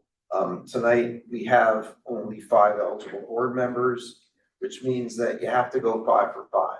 So if it was 4 in favor and 1 against, it's what's called a statutory denial. So just putting it out there right up front as to whether you want to proceed, you want to adjourn until such time as we have 6 or 7 eligible board members to increase your chances mathematically. It's up to you. We would give you the benefit of knowing what we think. Yeah, so I'd rather, if we can do that, that would be fine. If we feel like there's a reason to stop, would that be okay? Yes. Okay, thank you. Appreciate it. Yes, I'm a licensed architect Okay, licensed In, architect. in the state of New Jersey and been licensed for approximately 30 years. My license is in good state. Your qualifications are accepted. Please proceed. Thank you. The site is 19 Randall, it's an R4. They bought the house, it was kind of just about completed under construction and under reconstruction. And they added a pool after they moved in, and also removed a sunroom as part of that work, so. They removed actually a sunroom that was almost 400 square feet when they added the pool, so they actually did lower the building coverage and lower the FAR on the site. The FAR is lower now than when we purchased the When home. they actually purchased the house. It was out of variance both when we did purchase it, but we have since brought it down by eliminating that sunroof. I just wanted you to know that they actually lowered it because the FAR is high on the site. And anyway, with all that in mind, what I did is I just go to my BOA one sheet, which is exactly the same as yours. And on the left is the existing site plan, and on the right is the proposed. I'm gonna just stay on the proposed for a second. This is Randall going up and down. And our proposal is to build this one-story garage in front, forward of the existing garage on a paved area where the father-in-law, I guess I would say, parks his car. And I think there is some benefit to the neighborhood for this because we'll get the car not visible from the street, put it into a garage. It's a one-story garage, it's small. It's actually pretty well buffed, or there's a pretty good buffer from the streetscape, and I'll show you all that as we go along. But that's really what's going on. Is we're proposing to add a one-story garage in the foreground in over this existing paved area. So there's no increase in lot coverage, which actually conforms. And we have 288 square feet of increase in building coverage, right? Or transferring lot coverage into the building, because it's already big. And adding FAR, because now it's becoming a building. On my first floor, I've now rotated 90 degrees, so Randall is on the bottom.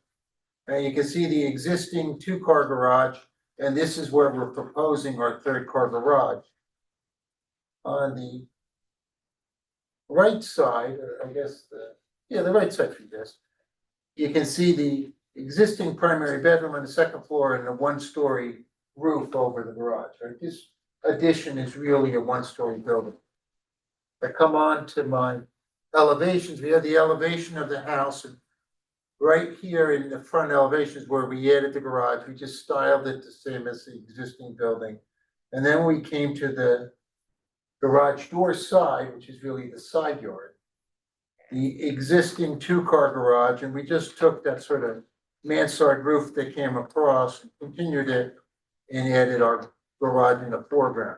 All of this is behind the building, because you can see here even that the primary building is out about 6 additional feet from the garage itself. And it's also true, if I go back to my BOA one sheet, that we've created a little negative space between the one-story garage and the house. And that's, you know, we didn't make the garage go the entire length of the existing garage, which is almost like an R1/2 feet. But we stopped it, so we made our garage really as small as we could to be able to fit a car. And I come to my exhibit, which I guess I find A1. Yep. Photo board. Photo board, and Hey, Tim, before you even get to the photo board, yeah, so the minimum front yard setback is 40 feet. And this garage addition is gonna be how far back?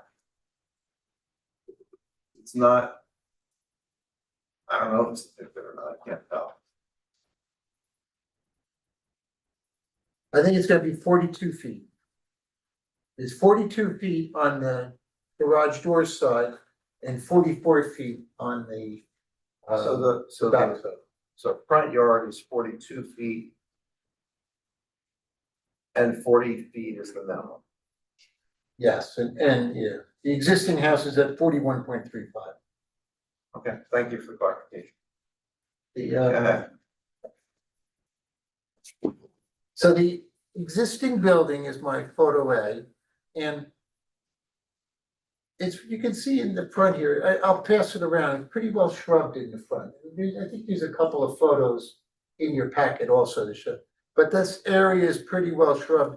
And then I thought we were lacking some shrubbery to the left a little bit before the primary building, but when I looked at it closer, I can see that they are deciduous trees, and that's why when I looked at it today, it didn't look quite that way. But we would propose to add additional conifer shrubbery there to kind of minimize the impact. But our building is actually where the existing conifers are. We didn't come into that little niche area. Then I came down and I did a streetscape, and it starts on the corner. There's a lot of room between the corner house and the first mid-block house. And then we have a really large area between us, or between that house and our house. And then an extremely large area between this house and the corner house, which really faces on Hartshorn. And some of that occurs because our property has a front yard width of about 206 feet long at the building line. I think it's about 220 feet at the circle, right? And this is a zone where front yard width is only required to be 100 feet. So that sort of allows us to put this, I think, additional mass into this site and add this additional FAR without having an impact on the neighborhood. And remember, it's really a one-story building. That is, well, you didn't do the math, or you want to do the math? I could provide that. Okay, I think he's got the math better than I do. And since we paid for a planner, I think we should use him. And he's from Mallory's office, because I really wanted Mallory. She had an I'm sure emergency. Sam was thrilled to hear Yeah, that. I never met Sam before. You're such a zealous advocate of your client. You're bucking up your expert. That's nice. Well done. Vote of confidence. And I think I probably said enough. Yeah. All right. All right. Want to ask if there's any questions for us? Any questions for Mr. Plessy? Sorry. Just an observation, it looks like the proposed garage is not even gonna break the same plane as whatever, I don't know what No, we it's. stayed on the point. Right, it looks like it's actually back some Um, plane, I don't know if it's like a I living think I room probably or would have whatever, pulled it forward. but it looks like I it's would have back. aligned it because, I would Yeah, think. that's, no, I just did more of a, but it, yeah, just from, I think you can tell from that photo that. But, No, we aligned the garages, because we want to oh, but I keep mean, the frame. the front, it looks like this does not break plane of the front. of the No, house. no, it's actually. So it's behind the actually plane sort of- the front. And the juniper will stay or won't stay? No, they Whatever. all stay, everything stays. Okay. I just was thinking we should maybe add a little more low shrubbery in the front, forward of the garage, that's all. Any other questions? You mentioned, the current owner turned down the sunroof. Do you have the number, the FAR and building coverage before? Well, the sunroom was 400 square feet. And the proposed tonight is 288 square feet, 288 square feet. 288, yeah.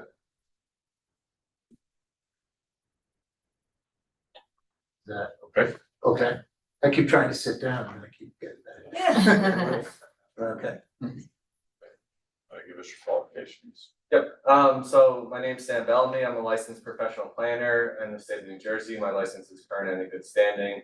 I'm with the firm Dresner Robin, I am filling in for my colleague Mallory Clark tonight. I did have a chance to fully review this application. I have a master's in city and regional planning from Rutgers University. I testify frequently before boards in New Jersey, and I have been before this board. Your qualifications are accepted. Great, thank you. So as I mentioned, I did review all the materials presented tonight along with your zoning ordinance, master plan, and I had a chance to do a site visit prior to attending tonight. We are seeking two variances. One is a D4 variance for maximum FAR. That's where 0.306 is proposed, where 0.26 is permitted. The existing is 0.295, so increase of 288 square feet. We're also seeking a bulk C variance for maximum building coverage. The permitted maximum is 14%. We're seeking 16.5%. That's an increase from the existing non-conforming 15.3%. And the FAR was also an existing non-conforming condition at 0.295. So as you heard from our architect, we're proposing a third car garage attached to the principal building. As noted, the setback itself is setback from the front property line and really the front plane of the building where the main entry is. This property also has a sloped frontage. So even though it's actually set back a little bit further than what the proposed front yard setback condition indicates, so the 44 feet reflects the curvature nature of the property, and that is increased from the existing 41.34, all permitted under the 40-foot minimum requirement. As far as side yard setback, we're also aligning with the current garage and side yard setback condition. Again, the side yard is also angled slightly, but we are proposing 41.51 feet to the edge of the garage, and the existing condition is 39.02 feet. So that's well in excess of the minimum requirement here for one-story buildings, which is, I believe, 12 feet. So we are staying consistent with all setback conditions. The main ask here is by adding this garage, that's considered part of the floor area ratio, even though it's not necessarily habitable area. But I think by bringing in current impervious coverage, so we're really transferring impervious coverage to building coverage. And by doing so, we're increasing our FAR, but we're enclosing a parking space and really removing that existing condition where you have parking in the front yard in front of the building. So while this area is well landscaped and really the parking space itself isn't visible from the right of way, I think further enclosing the space will add an improvement in the visual environment as you're coming down Randall Drive. As I mentioned, the addition is a one-story addition, so it's not proposing 2 stories to match the existing 2-story nature of the building. And we're also not going all the way to the existing building. You'll see a little bit of a gap between the proposed garage and the main entry way of the home. So we're requesting the minimum necessary to fit a car within a garage space. I think the overall consistency with the setback conditions and proposing a garage that's the same materials as the existing building, same roofing, siding, will provide a desirable visual environment. With respect to overall coverage, as I mentioned, we are compliant with the current coverage requirement. We're at 33.4%, so I don't think there's an increase of stormwater runoff proposed. There will be gutters on the proposed addition that will connect to the existing leader system that I believe leads to dry bulk detention. So the increase in coverage will be collected within the existing stormwater system currently on the site. So with respect to the positive criteria, the FAR variance can be granted wherein the site can accommodate the increased FAR being proposed here. And with respect to the building coverage, I do think the benefits here would outweigh the detriments, again, transferring impervious coverage to building coverage, but collecting the stormwater within the system. With respect to the negative criteria, I don't see any substantial detriment to the general welfare here. I likewise don't see any substantial impairment to the zone plan or zoning ordinance. The master plan does identify this as a residential neighborhood, and a goal is to identify protection of neighborhood character as a key community priority. I think the proposed addition is consistent with that goal, and won't really increase the overall massing from a visual perspective. It's kind of in line with what's currently on the site and consistent with that. I think with the landscaping, the addition itself will be minimally visible from the right of way. The project does promote the purposes of the municipal land use law. it promotes purpose A, which is to encourage municipal action to guide the appropriate use of development of all lands in the state. Purpose C, to provide adequate light, air, and open space. As I mentioned, we are either consistent or exceeding all the setback requirements. So I do think we maintain adequate light, air, and open space. And purpose I, which is to promote a desirable visual environment. With that, I think this project overall does meet both the positive and negative criteria. I'd be happy to answer any questions that one might have. Thank you. I think you did a great job, first of all. I think Mallory's not here, but good, we're glad to hear. Is there a hardship? Is there any hardship? I wouldn't say there's a hardship on the site. We are in excess of both the lot area and the lot width and depth. So FAR doesn't count for lot size. So I think we do have an increase already there, and we are proposing to add to that. So I wouldn't say it's a hardship, but I think it does meet the site accommodation test, and as far as the building coverage, I think it could be granted pursuant to the flexible standard, more so where the benefits would outweigh the detriments here. What's the height of this garage? Yeah, I'd see for that, they're not seeking a hardship variance here. Oh, what? They're not seeking a hardship variance. Okay, thank you. Yeah, so we're under 12 feet to one Okay, story. awesome. And lastly, there's a door, right, to get out of the, I mean, other than, I was trying to find it, it's probably just not marked. Car garage door? Yeah, like there's a door to the house, it goes directly. Oh, I just took the wall out. I took the wall out between the garage and the house. Or between the existing Yeah, garage it's and like, the. you almost got me there.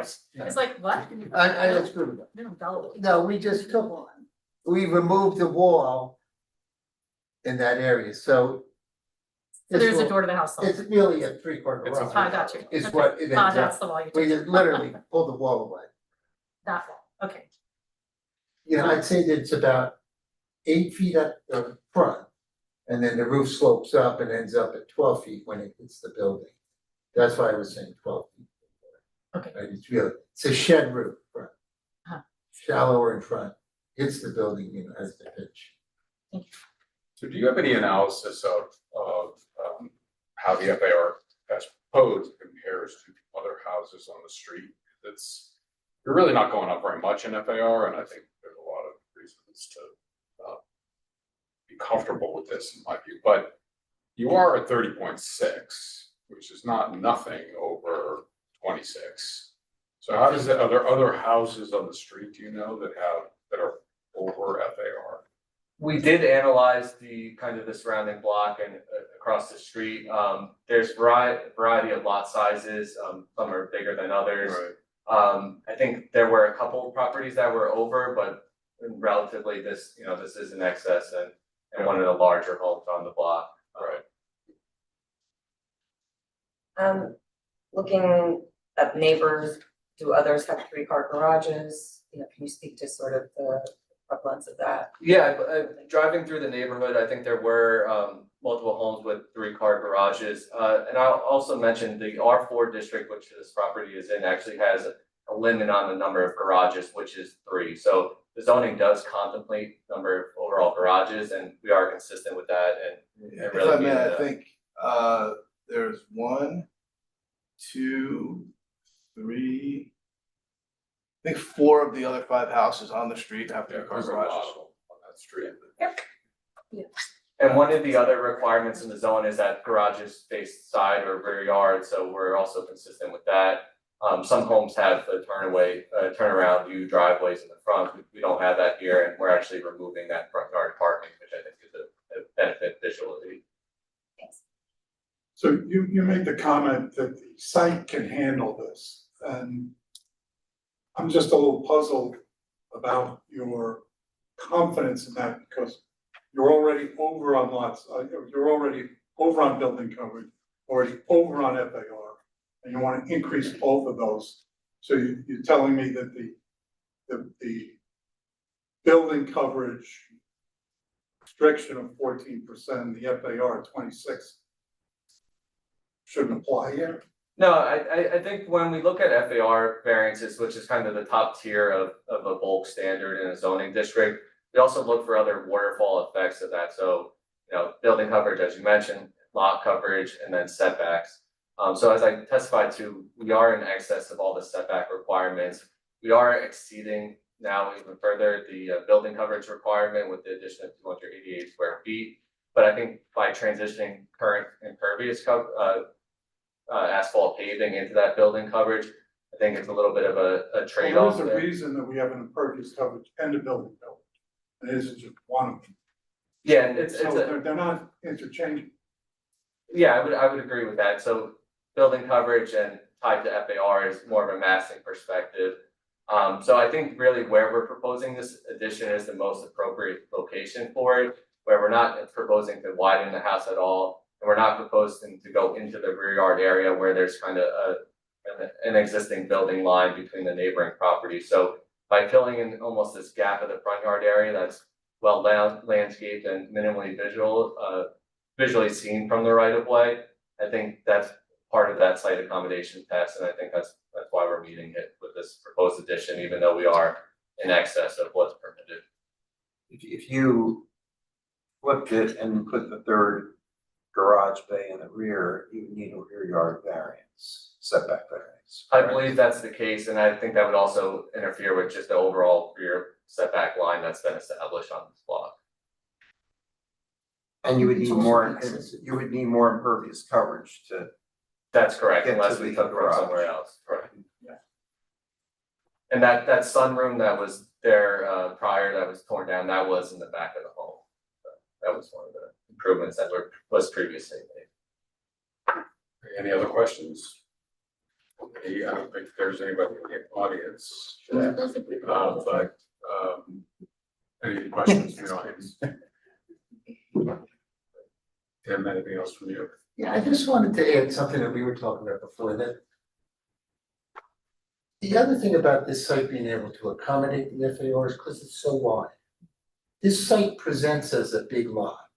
It's where it's missing is depth, but it's 220 feet wide on the street.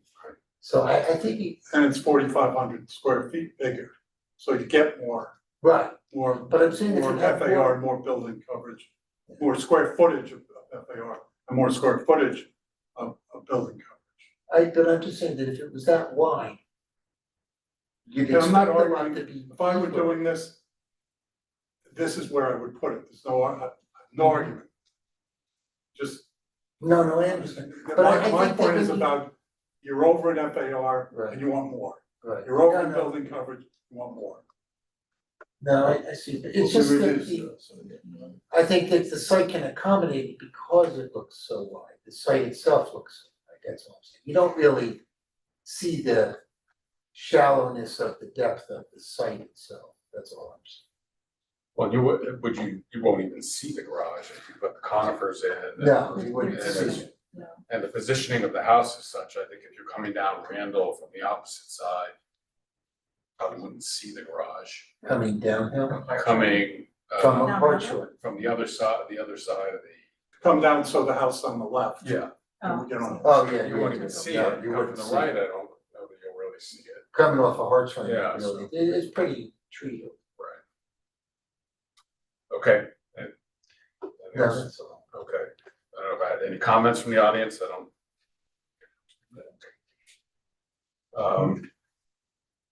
So do you want to, given what we talked about Yeah. in getting in your good recommendation, you wanna maybe take a straw poll of the eligible board members in terms of the FAR variance? Yeah, so I think, I don't know, should we give comments, or you wanna just? But when you do the straw poll, you can give comments and just take an idea. Yeah, okay, so what do folks think? I'll start. So to David's point, I hear what you're saying about that you have a big lot and you're going over. But I have to say, I took a long, hard look at the house today and I stared at all of it. It's a big property, it's long. I actually don't feel like it's going to impact the neighbors, which would be very important to me if it did. I feel like this can accept this small ask to put this third garage. So I think it's a thoughtful way that you've incorporated it into the existing pavement that's already there. It's not really gonna meaningfully, it's not gonna affect the impervious drainage at all. So I would be in favor of this application. I would support this project too, because, yeah, I drove through, the front yard, plan was, it didn't cover the where the current garage is, so I would support this. Well, I too spent a lot of time out in front of the house today, so I know exactly what he's talking about, and this was easy to deal with, and I still have issues with people who are over FAR wanting more overage. And people over a lot coverage, I mean, more lot coverage, particularly in a site that already has almost 25% more square footage on the site and the zoning. I'm not happy with this. I think if the proposed use was, because they want another bedroom or a family room or something that was a habitable space, I think I would have a lot more problem. I think given that the proposed FAR is intended to basically enclose what they're using as a parking spot, that makes me more Yeah, I comfortable think with it. I think that's an important point, because I actually think the neighborhood benefits by having the car not sitting out in that little area there. So I think, I think the point's very fair, but I think there's kind of There's a lot of properties in town that have cars sitting out in the front. And this one, you can barely see it from the street. Right, but I just don't think that from a massing perspective, I don't think it's very visible. And I think it's better to have the car in the garage. And they had taken out, well, they are over on FAR, they had taken out some FAR, they're putting less max. But that doesn't create a right, just because you tore something down, it was way over, it doesn't create, not even just say right or entitlement, I'm just saying an option to replace it. Well, I'm not suggesting they have an option. But that statement suggests that. Well, that's not what I'm saying, so. Okay, well, So it appears that, you probably, You have a hold here, I think. what's that? I think we'll probably have to hold to get a full board. Yeah, so what you wanna do is, I think you're gonna make a request to carry, the board, as a courtesy, did a little bit of, straw poll / deliberation, you heard what they said. It sounds like the applicant probably would like to have a fuller complement of board members. Yeah. For a formal vote on the application, so you're gonna ask that the matter be carried, correct? Yes, thank you. Yes. Well, I mean, because Craig has to recuse anyway, so if we carry it to July 20th, he's not gonna he's not gonna be here on July. Right. Okay. That's recused anyway. and so if the two other board members listen to the As long tape, as they're here, yeah. like, there's really not a lot of discussion. Right.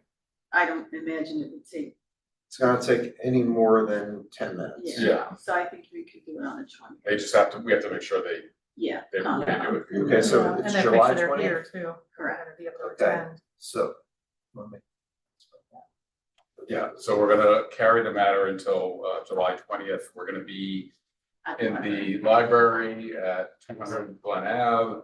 The hearing will start at 7 p.m.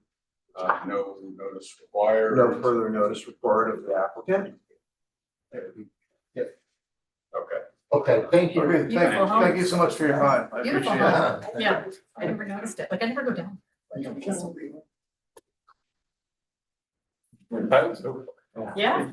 it's a good point. It's why there's meetings. Yeah. Okay, I think that's it. So I have a motion. Well, hold on, first you have to say, if there's anyone here who. Oh, it's for any other matter. There is. Heard nothing. Am I good now? Yes. Okay, can I have a motion to adjourn? Motion. Second. All in favor? Aye. Aye. For the record, now that we're closed, I mean. Wait, let me